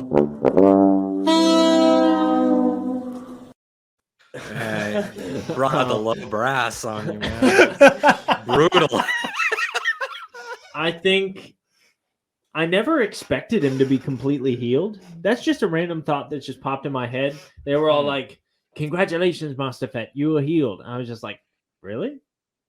Like, I didn't think that we would ever get there. I thought it was something that it was like, you can heal it to an extent, but you will always carry it with you to an extent. Like, I figured there would always be some scarring, but he would no longer have like any pain or anything. Boba Fett doesn't strike me as the kind of person that would spend hours and hours and weeks and maybe even years in a bacta tank just to get rid of some cosmetic, unpleasantness on his face and head. Like, there had to have been some level of pain associated with that, like open sores or like a boil or like a skin rash kind of a thing that the bacta healed. And it just, as it happened to do that, it took away the scars. Here's one of the things I love. Surprised that he was fully healed. I love this, and it just goes back to the knapsack Scrimshawnian, like how and why things were like. The how is the very fun, like we do the Versus series. Like, it's very much like we're going to take all of this very seriously. The how is your visual dictionary. Like, oh, I have to know. Like, that's yeah, like how we all so invested. We all grew up with our DK books and our fucking Secrets of the Jedi, Secrets of the Sith right here. Like, I want to know how that works. Like, that's part of it. I didn't find very many secrets in that book. Now, the Essential Guide to the Force is like, well, that's a newer one. Star Wars Bible. That's a newer source book he has that I need to get my grimy paws on. There's a Sith one too. Isn't it massive? Isn't it huge? Like, could not fit on your average bookshelf big. The one that you've got now at Alden. No, it could fit. I mean, it's about probably the size of a visual dictionary. Like, if I back myself up, you could sort of see, like, in comparison to me. Like, yeah, I think I've got that one. And then this is maybe. So it's Jedi and it's Sith. They both came out from Inside Editions, and this one is from the perspective of Palpatine while he's on Exegol hanging on a meat hook. He's reflecting on Sheev's reflecting, and then this is Luke reflecting. I don't know how he managed to write so much of this down in that amount of time, but it's after Rey says "F you, I'm leaving," but before Crate. That he's like, I guess, putting the finishing touches on his notes. He must have been like, dude, I don't know why, but I need to write like now. I need to get some shit off my chest. Yeah. Yoda was like, look, man, you better hit up the journals and do something with your life. But with again, it's like the how versus the why. So like the how, like we were like, oh, like what all was being healed. Like I thought like there's probably like some like respiratory shit going on from him just like inhaling the acid and him lighting himself on fire to get out of there. All of that. The why is, again, Star Wars and its metaphors is not always very subtle. Yeah. And the way that, like, oh, you're done healing. You're done trying to process the last 5 years. Mm-hmm. like you've made peace with it. Like you're done healing. You're done accepting how we got here. Yeah. And now you are the fully realized new Boba And I Fett. don't think that we'll be seeing any more flashbacks from here on. I don't think so either. There's only one that they could do. Not subtle. There's only one that they could do, and they don't have to, which is the Boba arriving on the outskirts of Mos Pelgo and seeing Din and Cobb. And like that would be just the confirmation of, I found my armor. Like you don't need it. That one is that one superfluous. Can be we practically had it in the Mandalorian anyway. Exactly. We could just be like he was looking around, but yeah, to that point, we're on the brink of war. There's 3 more left of a crime war, some sort of gangster, like having them all at the table again, and him saying, all right, if you don't want to help, then you have to choose neutrality and stay out of it. Somebody, and probably it's going to be the Klaatuinian guy. Somebody is not going to choose neutrality, and Boba's going to have to take care of all family business. He's going to wake up with a tauntaun head in his bed, something like that. It's going to be super brutal. But he has this this now reformed sort of sense of self that now you can put that into action for the war. And I love this idea that, again, it's super for adults watching and people that have watched all this stuff. It's super on the nose when Fennec's like, but what about the scars on the inside? Whatever she says. Yeah. But I think about it. I think about like a 5-year-old kid watching that. And exactly how profound that would be, because that is something that is like when we first saw Yoda say, Luke, like, what's in there? Only what you take with you. Like that's one of those lines of like, oh, like that's for the kids now. It's like on the inside, like they rocking a kid's world, and the way that ties in with like the reason why I love sort of the parallel journeys of Din and Boba is that my favorite subtle Din moment in Mando season 1 is chapter 3, The Sin, Deborah Chow's first episode, when he says to the armorer, my armor has lost its integrity. I may need to begin again. He's not talking about armor. He's talking about himself. And it's like, I need to begin again. She says, why would an enemy help you in battle? He says, he did not know it. He was my enemy. Like his perspective is changing. So when he arrives in the best guard out chrome armor, that's rebirth. And his happens at the armorer forge is when he confronts his trauma. Boba's is always in the back to tank. So him coming out, no more scars. Not unlike when Kylo Ren loses his scar, becoming Ben again. It's like that, like we're here. So when I see Din and Boba again together, both having been reformed, I'm not gonna be ready for that. Like these two guys, it's like when your bros like start going to therapy, and you talk about therapy with your bros, and you're like, man, therapy rocks, man. Dude, I'm so happy for you, man. You're putting in the work. I'm so happy for you, man. You're putting in the work. Like, literally, the Goon Squad group chat. So true. So true. Well, you hit on it, and I think it's one of those like I love when Star Wars does blank moments where like I had said 4 years, like, and it's the reason why I love Ben so much, is that Ben Solo Kylo Ren is Anakin Skywalker Darth Vader backwards, and that it's like that. And like my favorite thing about the Rise of Skywalker, and like I think the reason why the final duel between Rey and Kylo Ren happens on Kefbir, and like the way it happens is that Darth Vader is obviously he's been ordained a Sith Lord. He's risen to that rank. But Anakin's poor decisions culminate in him being maimed and lit on fire, and like Darth Vader is born in a hellfire, and fighting his mentor, brother, or father, and you have Ben like re-emerging from the baptismal water. Like it's like the way that like again like they're just like constantly reflecting each other. Rey is Rey, and she flips over the tidal wave. Ben walks through it. He walks through it with that saber flip, soaked hair, and all that, not yet realizing that he's about to have his trial of the soul. But she telegraphs it on Kijimi, where she says, I know you think about it every day, or I know you can't stop thinking about what you did. And so then it's like, now he's probably thought about it 80 times during the course of the movie, that conversation. But it's this one, after walking through the water, that his mother touches his heart just by saying his name and letting him know I'm still with you, that when the conversation plays again, it's baptized, like you're saying. It's the baptized version of him that can hear it. It's all about how you hear it. And so I think that now, maybe Boba Fett, if Boba Fett had been there during the events of Return of the Jedi, he didn't go into the Sarlacc pit. If he ever saw Luke again, that bloodlust of like a Jedi killed my father might still get the better of him. But I think that now maybe him and Din have a conversation where he's like, heard you gave the baby to a Jedi, huh? And he might actually be okay with it because it's about where you are at spiritually. It could also be a funny conversation with like the same dry humor from The Believer. It's like, they might recognize my face. Where he could just have like I almost killed that guy. Yeah. A couple times. Believe it or not. It's like, we kick the shit out of each other on this planet. Like, he's slowly turning into Mark Hamill's Joker, and I don't know why. Like, I can only maintain temp for like 3 words, and then slowly, Then he's like, dear friends, the day that the clown cried. That was good.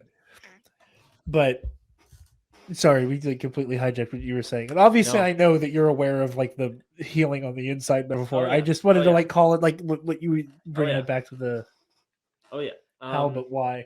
The only other thing I can think of right now is whether deliberately or just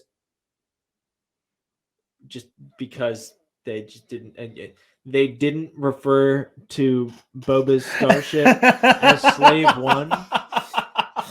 He was just like, what did they call it? Like a fire spray. Fire spray. He was like, we need to get my fire spray. Which I guess like if I had a Camaro and I named it Betsy, then I probably wouldn't tell this brand new person that I just met, we have to go get Betsy. Who's that? Exactly. I'd probably say, this evil body shop owner stole my Camaro. We have to get it back. Yeah, you would like, say okay, my car, I know what you mean. And then she would say, "What kind of car?" That's a human conversation. But it started. I remember thinking it was totally ridiculous, and it started with the Legos. Circling back, but it gave birth to one of my favorite Star Wars memes ever made, and it's the scene from Phantom Menace in Watto's shop, and Padme is like, "You're a slave," and then he says, I'm a starship and my name is Boba Fett. It cracks me up every time, but it's only because it's also kind of ridiculous to me. I am not a slave. I never have been, nor have my race. So I cannot speak to how people take that who might have fallen under that circumstance at one point or another. But it seems like it, correct me if I'm wrong, it seems like people trying, like the people in the Lego realm, in the Star Wars realm, like trying perhaps just a little bit too hard to clarify that, because there has been a lot of like misinformation around Boba Fett Starship. If you look at any Lego set other than the Millennium Falcon, named craft, unnamed craft have just become blank characters Starship. Like, it's not like just that they did it to Slave One. Okay. Yeah, like it's not the Night Buzzard, it's Knights of Ren attack shuttle. Okay. Or like, in that case, I'm rolling with the Camaro theory, and I hope it's right. I hope that they're not throwing out. I also think it's like it's one of those like weird things where it's like, like the database on StarWars.com is still Slave One listed. It's using a still from The Mandalorian. Yeah.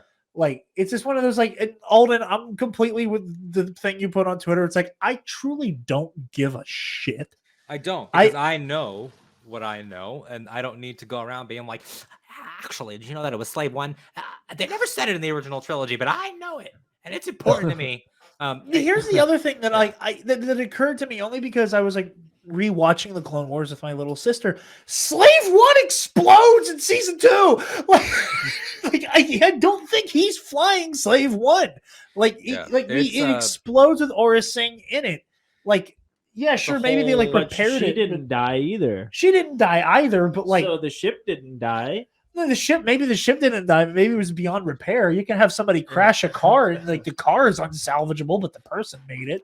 It's like really, it's like threefold. It's everything you guys are saying. Like in universe, it makes no sense to say the name in that piece of dialogue. Yeah, also, we know the Lego naming convention is not conspiratorial; it's just what they're doing. The third level of that is this. I've heard, and I don't agree with this, but I've heard the argument of like, why are they trying to sanitize it? We've had this name for a long time. Okay, they didn't go to Phantom Menace and edit out the word slave. The word slave is key to the biggest character, probably in cinema, at least biggest villain in cinema. It is key to Anakin and Vader, the backbone of this entire thing. They are not doing that. What I can understand from a parenting standpoint is that you can make the choice to show your kid Phantom Menace and contextualize that however you want. You can give them a child sort of, well, him and his mother have to do whatever this guy says, and he's a bad man. Like you could give him that version. If I'm walking my kid through Target, it's much better for them to see. It's much better for them to see a shirt that says Fire Spray Gunship than it is what's a slave? Like that sort of. I understand that. Yeah. Or like if my kid's like, I love Boba Fett, Mom, please get me this T-shirt. You don't want it to be like slave one. Like, so I get that element too of like, it's not like they've ever hidden from the fact that the slave Leia bikini is the slave Leia bikini, but it's like, let's refer to it by the name of the victory, Hutt Slayer. Yeah, Hutt Slayer. Yeah, Hutt Slayer. Like we're referring to it by the better angle on it. Not denying that it happened. They're not going to edit out him having her chained on the neck and pulling her and all that. That's not going to leave the movie, but we can focus on the better part of it.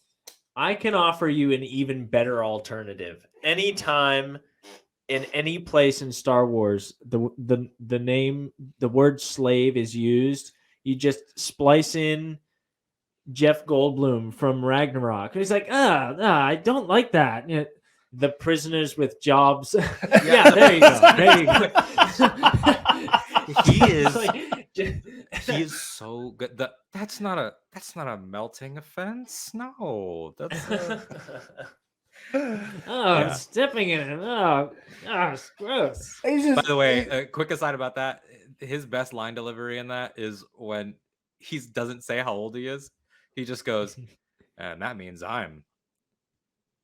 And then it just cuts. Like he does not finish the sentence. It is so weird. I don't know how it was kept in. I like what he does whenever he's kind of ruffled. And it's all about mannerism, but it doesn't make any sense. But he does it, and it works. He's like, it's all because of that criminally seductive Lord of Thunder. It's all because of him. And he straightens out his shoulders. He's getting anxiety. Like he feels like he's trapped. He's like, it's all because of him. Yeah, and it's like it's almost giving subtle. Me like the beginning of the producers with Leo. He's just like, oh, my blue blanket. He's like wraps it around his ears. I don't know either of you have seen the producers movie. Yes. Okay, good. You gotta jump on me.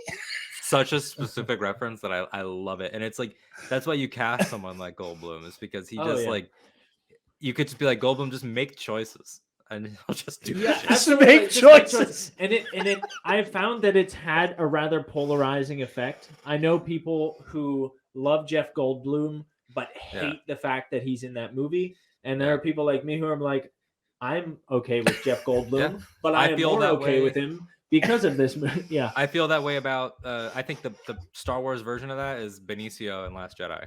Oh, absolutely! I love Benicio. I think Benicio del Toro brings more of the challenging perspective to that movie than anybody else. More than like Luke Skywalker turning his back on the Jedi, anything like that. Yeah. He does more. Just like let's see who owned this ship. He's like selling all these big bad weapons to the bad guys. Oh. And the good guys. Yeah. And like just like It's such an obvious message. It's pushing such an obvious message, but in a way that like the whole Canto Bite thing is just like shoving an agenda down your throat in a sense. But like because of Benicio del Toro's performance there, and because it is from the perspective of someone who could not care less who wins or loses, somebody who is completely disassociated with the whole thing, who's like, hey, he believes that they are the same. I'm on the outside. I'm going to shine a light in on you real quick.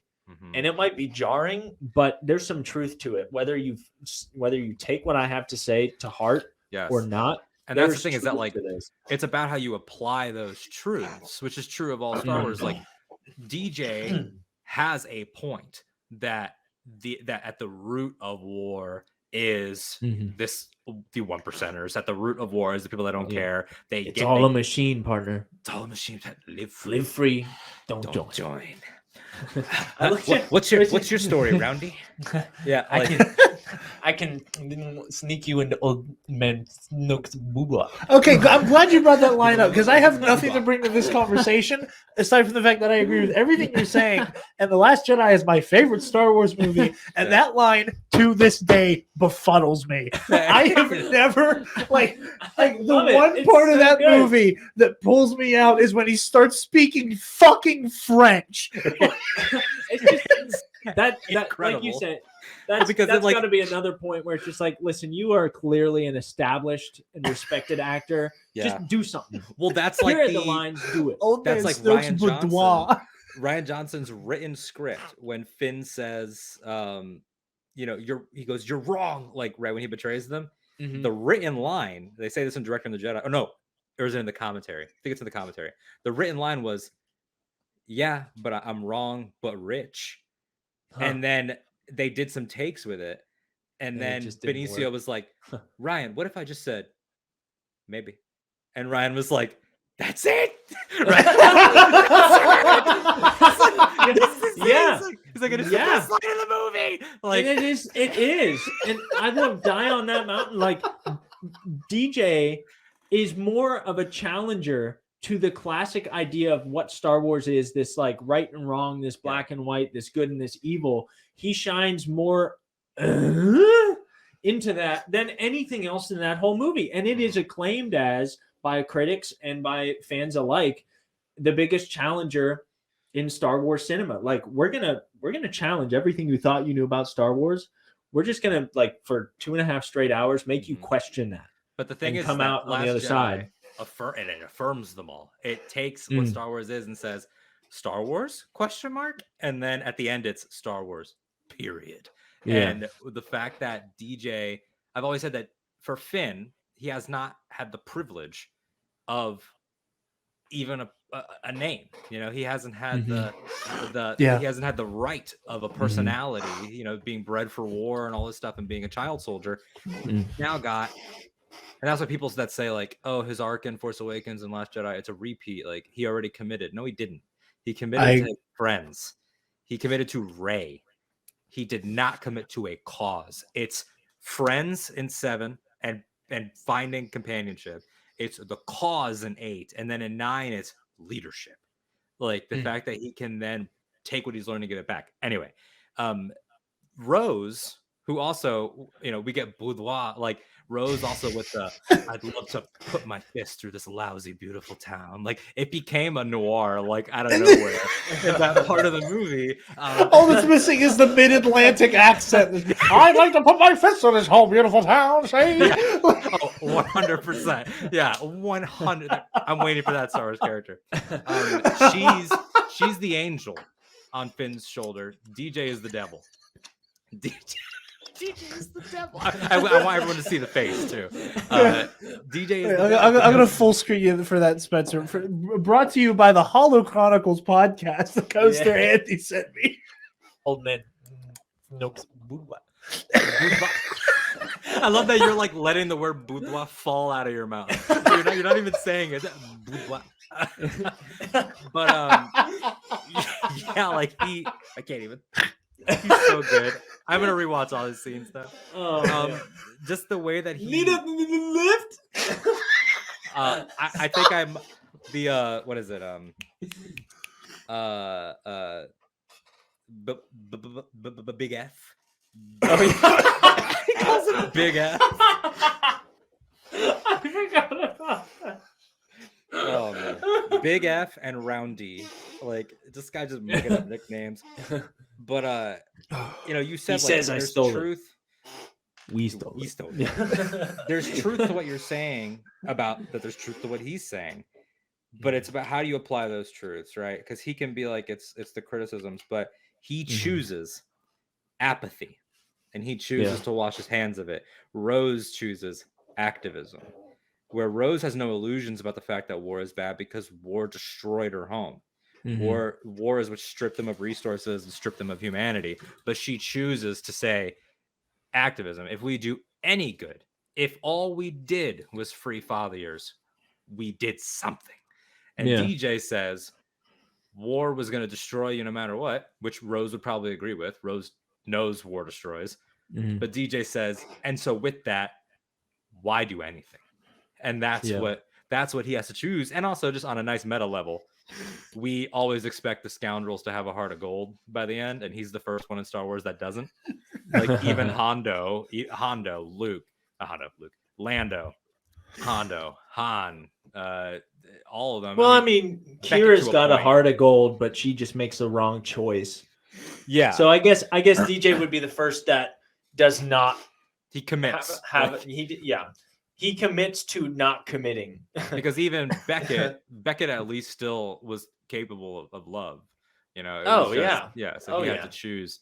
But DJ is fascinating for that reason. And to tie it all the way back into Boba Fett, in a lot of ways, is faced not with the same choices as Finn, but he's faced with that question of how long am I going to let, and it's a bar from Game of Thrones, how long am I going to let the spokes on the wheel just keep going? This one's on top and that one's on top. Except, hopefully his success rate higher than Daenerys by the end of that show. Well, she got her burn them all moment, or Boba got his burn them all moment out of his system with the Nikto riders. So, which the 2 seconds before he starts firing, when you can see him behind them, is like Jaws. Like it's like it is crazy. Like I was like, oh. I was watching that last night with my girlfriend. And we're laying there watching the episode, and you just see the way the shot is framed. If you know anything about like the rule of fucking thirds, you're like, that's exactly where the slave one is about to be. And I'm watching it, and I'm just like with a smile on my face, and you just see this like dot in the Tatooine horizon, and I'm like, and it's getting closer. I'm just like, see, murder. I was mildly disappointed with that scene because he's all like, but first I have a couple schools I need to settle. And I was fully expecting like, but if you don't love me now, you can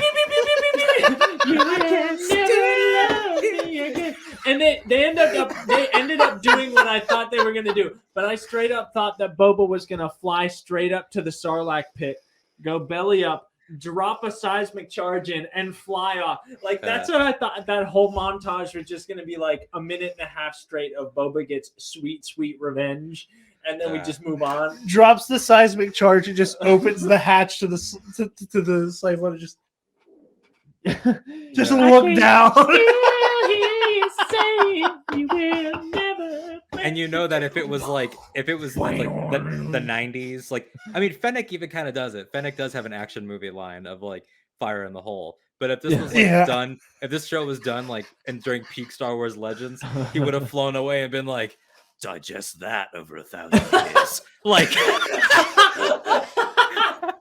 definitely. Honestly, when she pushes that button and I saw the seismic charge pop out, I was like, that's risky. I mean, that thing is going to have to like, I was like, Boba, you better give a little side action there. give it a little juke there. Otherwise, that thing's blowing up right on your back. Oh, that was too funny. This has been a great show. This is a great show, yeah, and I think it's that time where we have to share a very special message. I think I've got the battery left. I've got 1%. Let's do it. Oh man. Okay. Let's do it. I'm excited. Hold on, I gotta get shirts, baby. I gotta get to the script. I can't get to the script. Oh my gosh. We might have to share if this goes kapooey. Vamp. Oh shit. Oh god. Okay, I found it. If you don't love me now. All right. Okay. Hi, I'm. Oh wait, I got a full screen this for it. Oh, Yeah, I forgot. 1 sec. We'll be back. Okay. Hi, I'm Jarod, the Trivia Loser Jedi. And I'm Spooter. And we're here to tell you that we aren't great at trivia, and I mean we were just downright poo-poo at it. That's right, Jarod. We suck so hard, you might as well call this the Bizzle Podcast, sponsored by Black Holes. Boy, howdy, you ain't just whistling Dixie, but you know who is good at trivia, Spotchka? Who's that, loser? Oh, you mean the Bombad Cast. Not only did they spank our heinies in trivia, they also have a super whiz-bang, crackerjack, awesome YouTube channel. That they do, J-Dog, with fantastic shows such as Hyper Focus on Monday nights, 8 p.m. Eastern, with Jerry the Cannon Junkie. He sits down with awesome people and talks about whatever they are deeply interested in, whether it's Star Wars or not. And don't forget Bombad Gaming with viral sensation Scotty J-Ro every Wednesday at 9 p.m. Eastern Standard Time, when Scotty tears it up on some awesome retro gaming as well as some modern classics as well. And Jar Jar forbid that we don't mention the flagship show that started it all and inspired a generation, the Bombad Cast, live every Thursday at 9 p.m. East.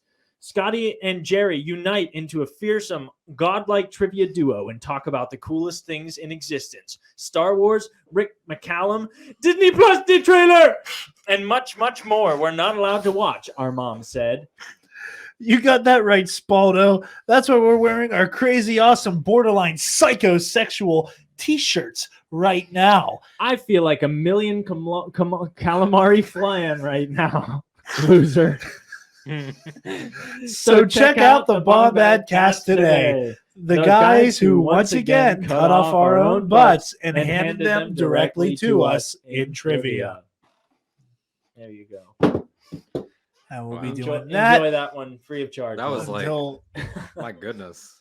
That was intense. Like that was not just I work in radio. That was like at least that was like a more than even like a 90-second spot. Like they really got their money's worth out of that. That was crazy. It brutalized you. That was one of those TV ads that seems like it goes on for the entire commercial break. Fucking head on, apply directly to the forehead. Like it just keeps going on. Now, can you double or nothing these guys? Can you raise the stakes? They won't do it. Scotty refuses to do a rematch. He doesn't want to lose. He wants to stay taking on the top. W and running away. That's right. Alden, I cannot recommend to you enough watching that episode of Bombad Cast. It is hilarious. Pete, this was the day after Pete wrecked his car. Oh, okay. Like when he liquefied his Benz. Yeah. And I text Pete, I'm like, hey, I know you were gonna call the match between us and the Bombad guys. I feel like this goes without saying. Don't worry about that tomorrow. And he was like, oh, no.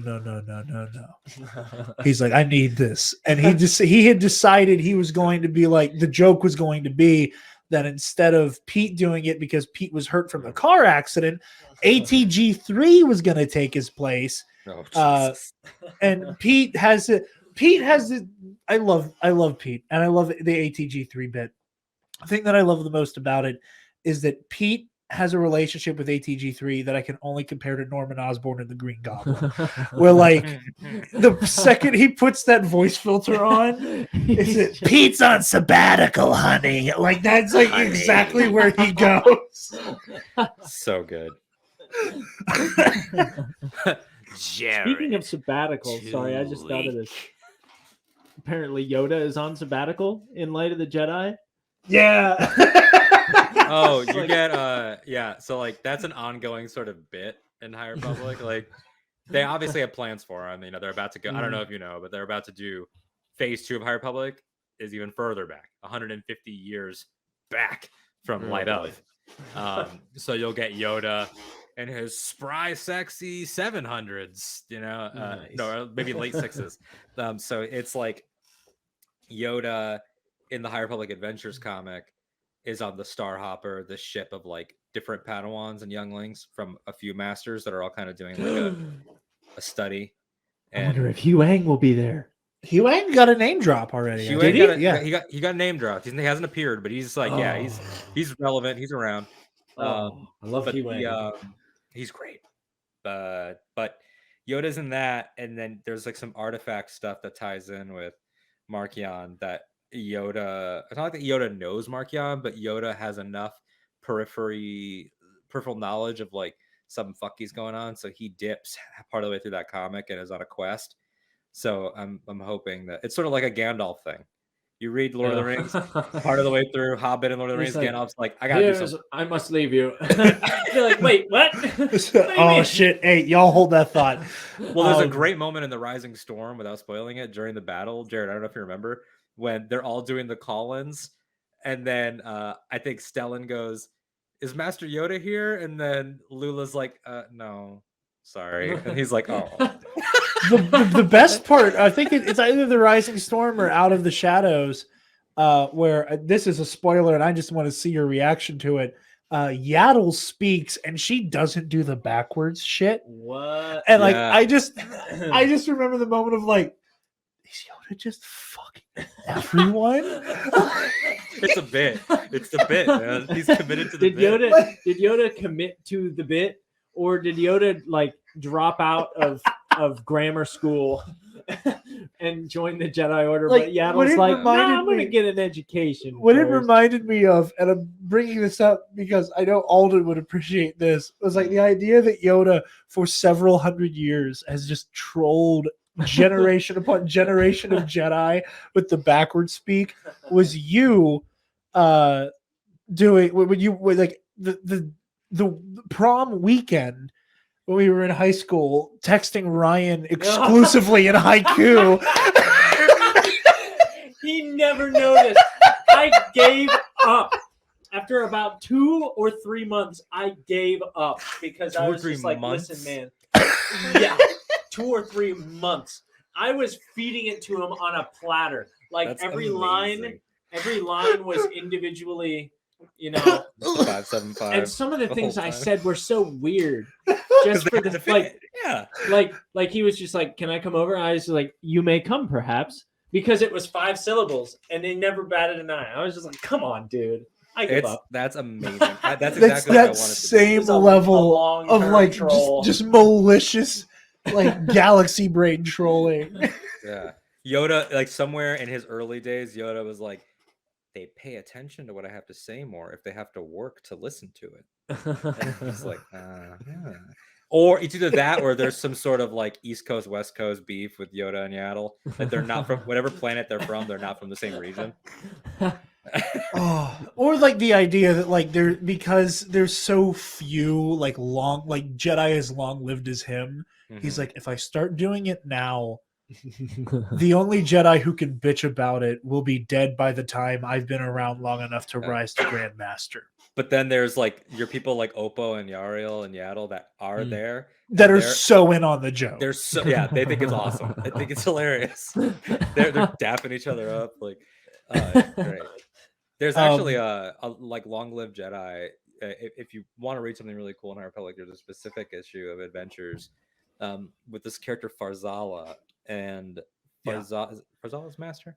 I think it is Farzala's master Obratuk. It is Farzala's master. And Obratuk is, what is that species from Clone Wars where it's like a mushroom with tentacles? Master looks like the one monster from Monsters Inc. Yeah, like the yes, it does. We're all on the same wavelength. He's a Parwan. Parwan. That's it. We can't. Yeah, I came up with it right at the buzzer. So his name's Master Obratuk Glee, and Obratuk Glee is a Parwan. And they do this fun stuff with him, like that he goes into, because he's a mushroom guy, he goes into like these periods of stasis and like sleep and all this stuff based on the seasons of his home planet, even if he's not on his home planet. So he's in the back of the ship and he's like, why don't we ask Master Obratuk? And he's like, good night. Because it's like back on his home planet, it's like stasis time. So there's a scene in Out of the Shadows where like there's the non-binary Cloud Jedi. Yeah. That's like he runs the on Starlight Beacon. He's like the inventory master. Like he's sort of like but they keep like they're like they them because like they're how do you gender a fucking cloud? Yeah. So it was just like let me get this straight. He's just like a sentient gaseous vapor, gaseous being. Yeah. which weird. Master Orbelin is too, but Orbelin is more goo. Orbelin is goo inside the suit. This guy is a straight up cloud. Orbelin is like Clayface. Exactly. Yeah. But so Obertuck, they established that Parwans, I don't know if they said it in Clone Wars, but they established that they are also long-lived, and he goes back for like 1,000 years, and he has this beautiful scene where, because he has all those tentacles, he has a bunch of sabers, like Grievous style, but like even more. And they ask like, oh, why do you have all these lightsabers? And he says, these are all the lightsabers of all the Padawans that I have raised, trained, and watched die. He's like, that's the curse of being long-lived. It's like, is that I've done it time and time and time again, and that's just the way of it, and it has given you so much perspective. So that's awesome. Yeah, I mean, not that, but that idea for that character is really good. Yeah. I think we're at that point. This has been a banger episode. Oh yeah. Alden, where can the lovely people find you and all that you do, buddy? Yeah, so you can find me on Twitter and Instagram at that Alden Diaz. You know how to spell that. Alden is spelled Alden, Diaz Diaz. If you're a Star Wars fan, it's spelled like Alden Ehrenreich. So that's the easy way. I am doing Ahch-To Radio Star Wars podcast all the time. That's my baby, and that's expanded into these 3 shows. The first one is Ahch-To Radio, the original show.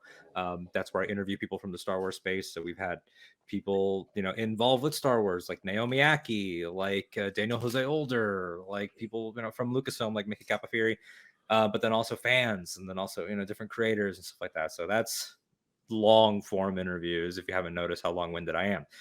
Then you also have the Mandatorian Creed, hosted by Tori Fox. That's where the Boba coverage is happening, because that's her boy. She does multi-part breakdowns of different Star Wars topics, like Star Wars Weekends, the history of droids, things like that. And then we also have a rewatch Between Worlds, which is me and Nikki Kumar going back through all of Rebels and analyzing it, giving it all the deep lip service that it deserves. And then I'm also on the One and Done Film Club podcast, where we break down different movie franchises and do commentaries. I work in radio, so if you live in Florida, I guess, like, cool, you might hear something that I did. But yeah, you can find me on Twitter, making enemies and friends. So yeah, there you go. I prefer to watch him make the former. Hit you with that follow. Oh yeah, yeah. Oh, you made a great first impression with Spencer when you make him open Twitter. Holy shit! Yeah, that's a once in a. Well, it's funny that I even had that thought where I was like, "Do I follow Spencer on Twitter?" No, but I didn't want to ask because I didn't want you to be like, "Yeah, we talk all the time." Like, I didn't... no, yeah, that does not happen. No. That is where Alden. I don't know if you are aware. The whole joke of nobody knowing Spencer's name came from was in the lead up to the Knights of the Nerd Republic versus Bombad Cast trivia thing. Was that they went, well, we've never seen Spencer because he's not on Twitter. I am, but I'm not. Wonderful. Yeah, I'm on it, but I'm like never on it. Yeah. You choose peace. That he does. Speaking of which, Spencer, where can the lovely people find you and your dust collecting Twitter? Yes, you can find my dust collecting Twitter at Spenceman49, I think. Fact check me on that one. And on Instagram at Spenceman Cosplay. Yeah. Jarod. My favorite Superman cosplayer right here. The Obi-Wan to my Anakin. Oh, why thank you. Beautiful. Jarod. Yes. Tell us. You guys can find me on Twitter and Instagram at DarkJedi2552, and you can find the Nerd Academy podcast on Facebook, Twitter, Instagram, YouTube, and on our website, www.thenerdacademypodcast.com, where, if you're feeling generous, you can donate to our Patreon page. Give me a no! Speaking of... I love not knowing the bits. It's so good. Did you see who that one was, though? No, I didn't. An accordion playing Tramp. Play it again. I'll run it. I'll happily run. Give me $1 again. Give me a no! I can Fresh see from Pittsburgh Renaissance Festival. his eyes. So much rage. Alden, this show's gonna be 3 hours long, so you will appreciate this. I saw that guy when I went to, like you said, Pittsburgh Renaissance Festival with my girlfriend. And I walked by, he's just like, he's just like playing his corner and just going, give me $1 and people. And I was like, we got like a good, 100 feet away from him. And I stopped cold in my tracks. I was like, that would be such a funny bumper for the Patreon plug. And in my full pirate outfit, sprinted back over, handed him $1 and said, can you please say it again? Really mad. And he's like, sure. And then I got it. I'm like, this is so funny. And I put it on the deck. And then a month later, maybe 2, I'm bullshitting on TikTok. And I shit you not, I see a clip from him at another Renaissance festival, basically giving this Marxist lecture. He's just talking about the power dynamics of capital in the state. And I'm like, yo, he's a comrade? What? Dude, comrade accordion guy. That is incredible. See, when people say what are your life goals? It's to be that specific. Part-time communist, part-time accordion tramp at the Renaissance. It was just so funny. And I use this phrase a lot, but legitimately, I was laughing so hard, I was sobbing. I was in physical pain watching this over and over again. I'm like, I literally just saw you. You're a recurring bit on my podcast now. All right, wrap up. That's incredible. Yes. Speaking of our Patreon, thank you to our $10 alumnus, Kason. I'm making Kason, one of our $10 patrons. I'm making you read Paco's long name again. Oh yeah, your friendly neighborhood otorhinolaryngologist. Yes. All right. Did we ever find out what that is? It's a fancy term for head, nose, throat. Oh yeah. Head, nose, throatologist. Yes. Another bit, Alden. One of our $10 patrons, Paco, pretty much monthly changes his name on Patreon. Sometimes it's fun and seasonal. Right after we recorded the Phantom Menace talking about Alex Jones going on Friday Night Tights, he changed it to Alex Jones's Gayest Frog, which was my favorite so far. I like that. I like never gonna give you up, never gonna let you down, never gonna run around and hurt you, never gonna make you cry, never gonna say goodbye, never gonna tell a lie, it was literally just the entire hook to never gonna give you up. Yeah. He wrote it out until he could put no more letters in. Absurd. I love it. Yeah. That was the first patron name. That's why I didn't say it was my favorite, because it exists in its own class. But we got Paco. We got Nick, Joe, and we got the Waffle Wizard and Delta 9. That was Nick, $10 patron. Knights of the Nerd Republic versus Series tournament live stream is happening Monday evening, either 7:30 or 8 p.m. One of the two. That's tomorrow for them, right? Yeah, it's happening tomorrow for you at time of upload. Yeah, thank you for pointing that out. You're very welcome. I am bad at my job that I gave myself, but be sure you get your brackets in before midnight when you're watching this. Patrons, whoever wins the patron bracket will get more swag than the non-patrons. So who would it hurt if you became a patron? So yeah, be sure to stay tuned for that. Travis and I are going to be doing Batman Hush for Heroic History 101. So patrons, stay tuned for that. Hot. And can I tell them what the first Versus series will be? I mean, it should have already dropped by now because it's January. Well, no, our January episode is going to be the. Oh, okay, tournament. yeah, February coming at you. Either February or March. We got to figure out exactly how we're going to do if we're going to do the trading off.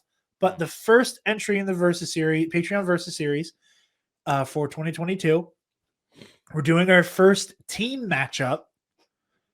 And we are going to be doing Obi-Wan and Anakin versus Darth Bane and Darth Zana.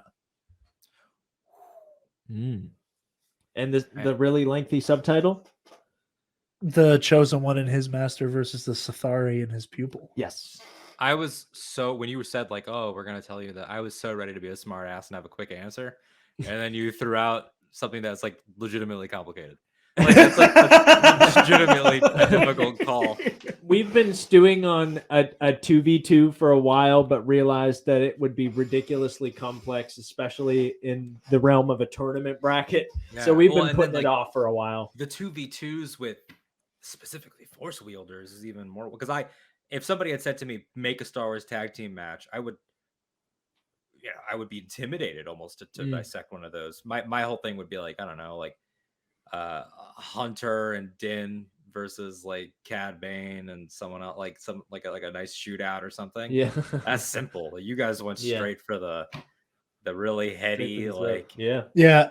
What's funny is like before we toyed with doing a 2v2 and we were thinking like Master and Padawan pairing, so it was going to be Obi-Wan and Qui-Gon versus Anakin and Ahsoka. But we realized if it's Anakin and Ahsoka at the beginning of the war, Obi-Wan and Qui-Gon steamroll. For sure. But if it's Anakin and Ahsoka at the end of the war, they steamroll. Yeah, there's no real easy middle ground to like scale anybody. There's not. Unless it was like all four in their prime.